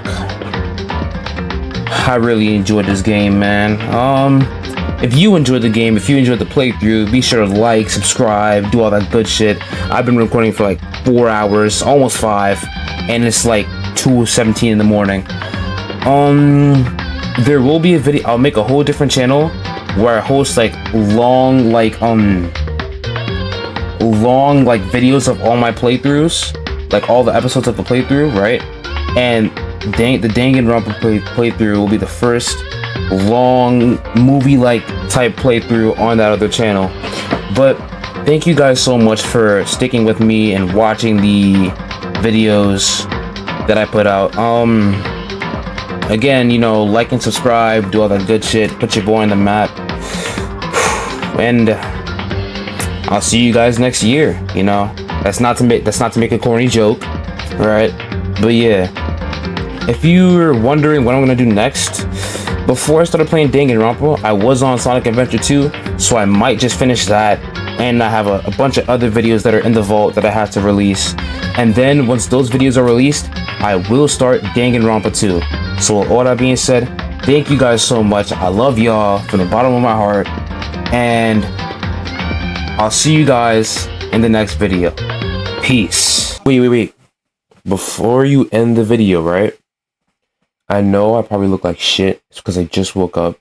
But there was this one beat on YouTube that I'm thinking about attempting to make a song with. And I wanted to show you guys before the video actually ended.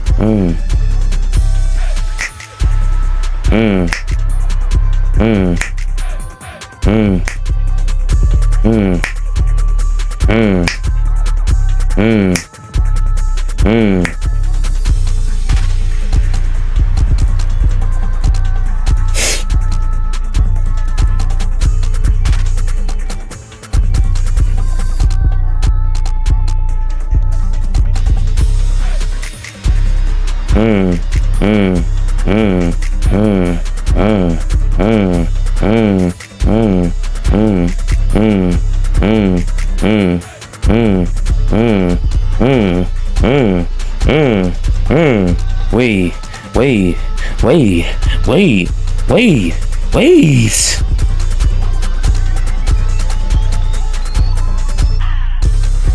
Oh my gosh.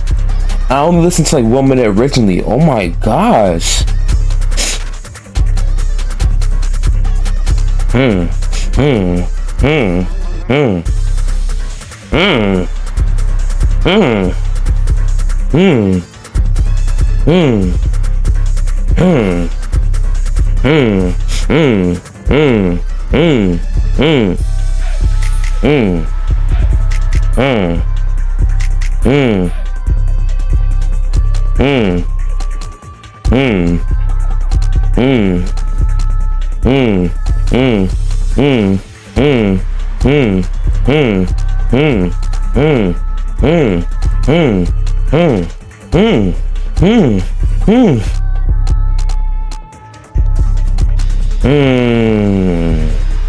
I'm sorry, I sound fucking stupid right now, but this beat actually goes crazy dumb, bruh.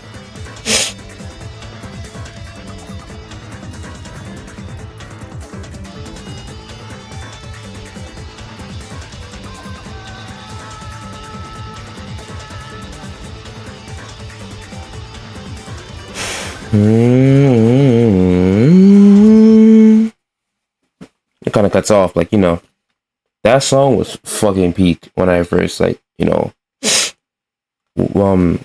found it. He said this was, about, what the fuck, yo, subscribe to Prod Xanarch, I hope I'm saying that right. He said it was kind of rushed. I'm not gonna lie, rushed or not, it was peak, bro. I did comment on the video, and yes, he did hard it, so he knows I exist, but, you know, I tried to, because, you know, I'm not a rapper, but, you know, I'll see what I can do, and, you know, you'll see, you know, a video in the future. So, you know, with all that being said, thank you guys so much for watching the Danganronpa playthrough. With all that being said, you know, peace. Been pouring some drinking, some Henny up all in my soda just so I can feel a little something like. I got multiple colors that drip on my wrist, got the two-tone watching they dance with the flit like. Hey, who do it better than me?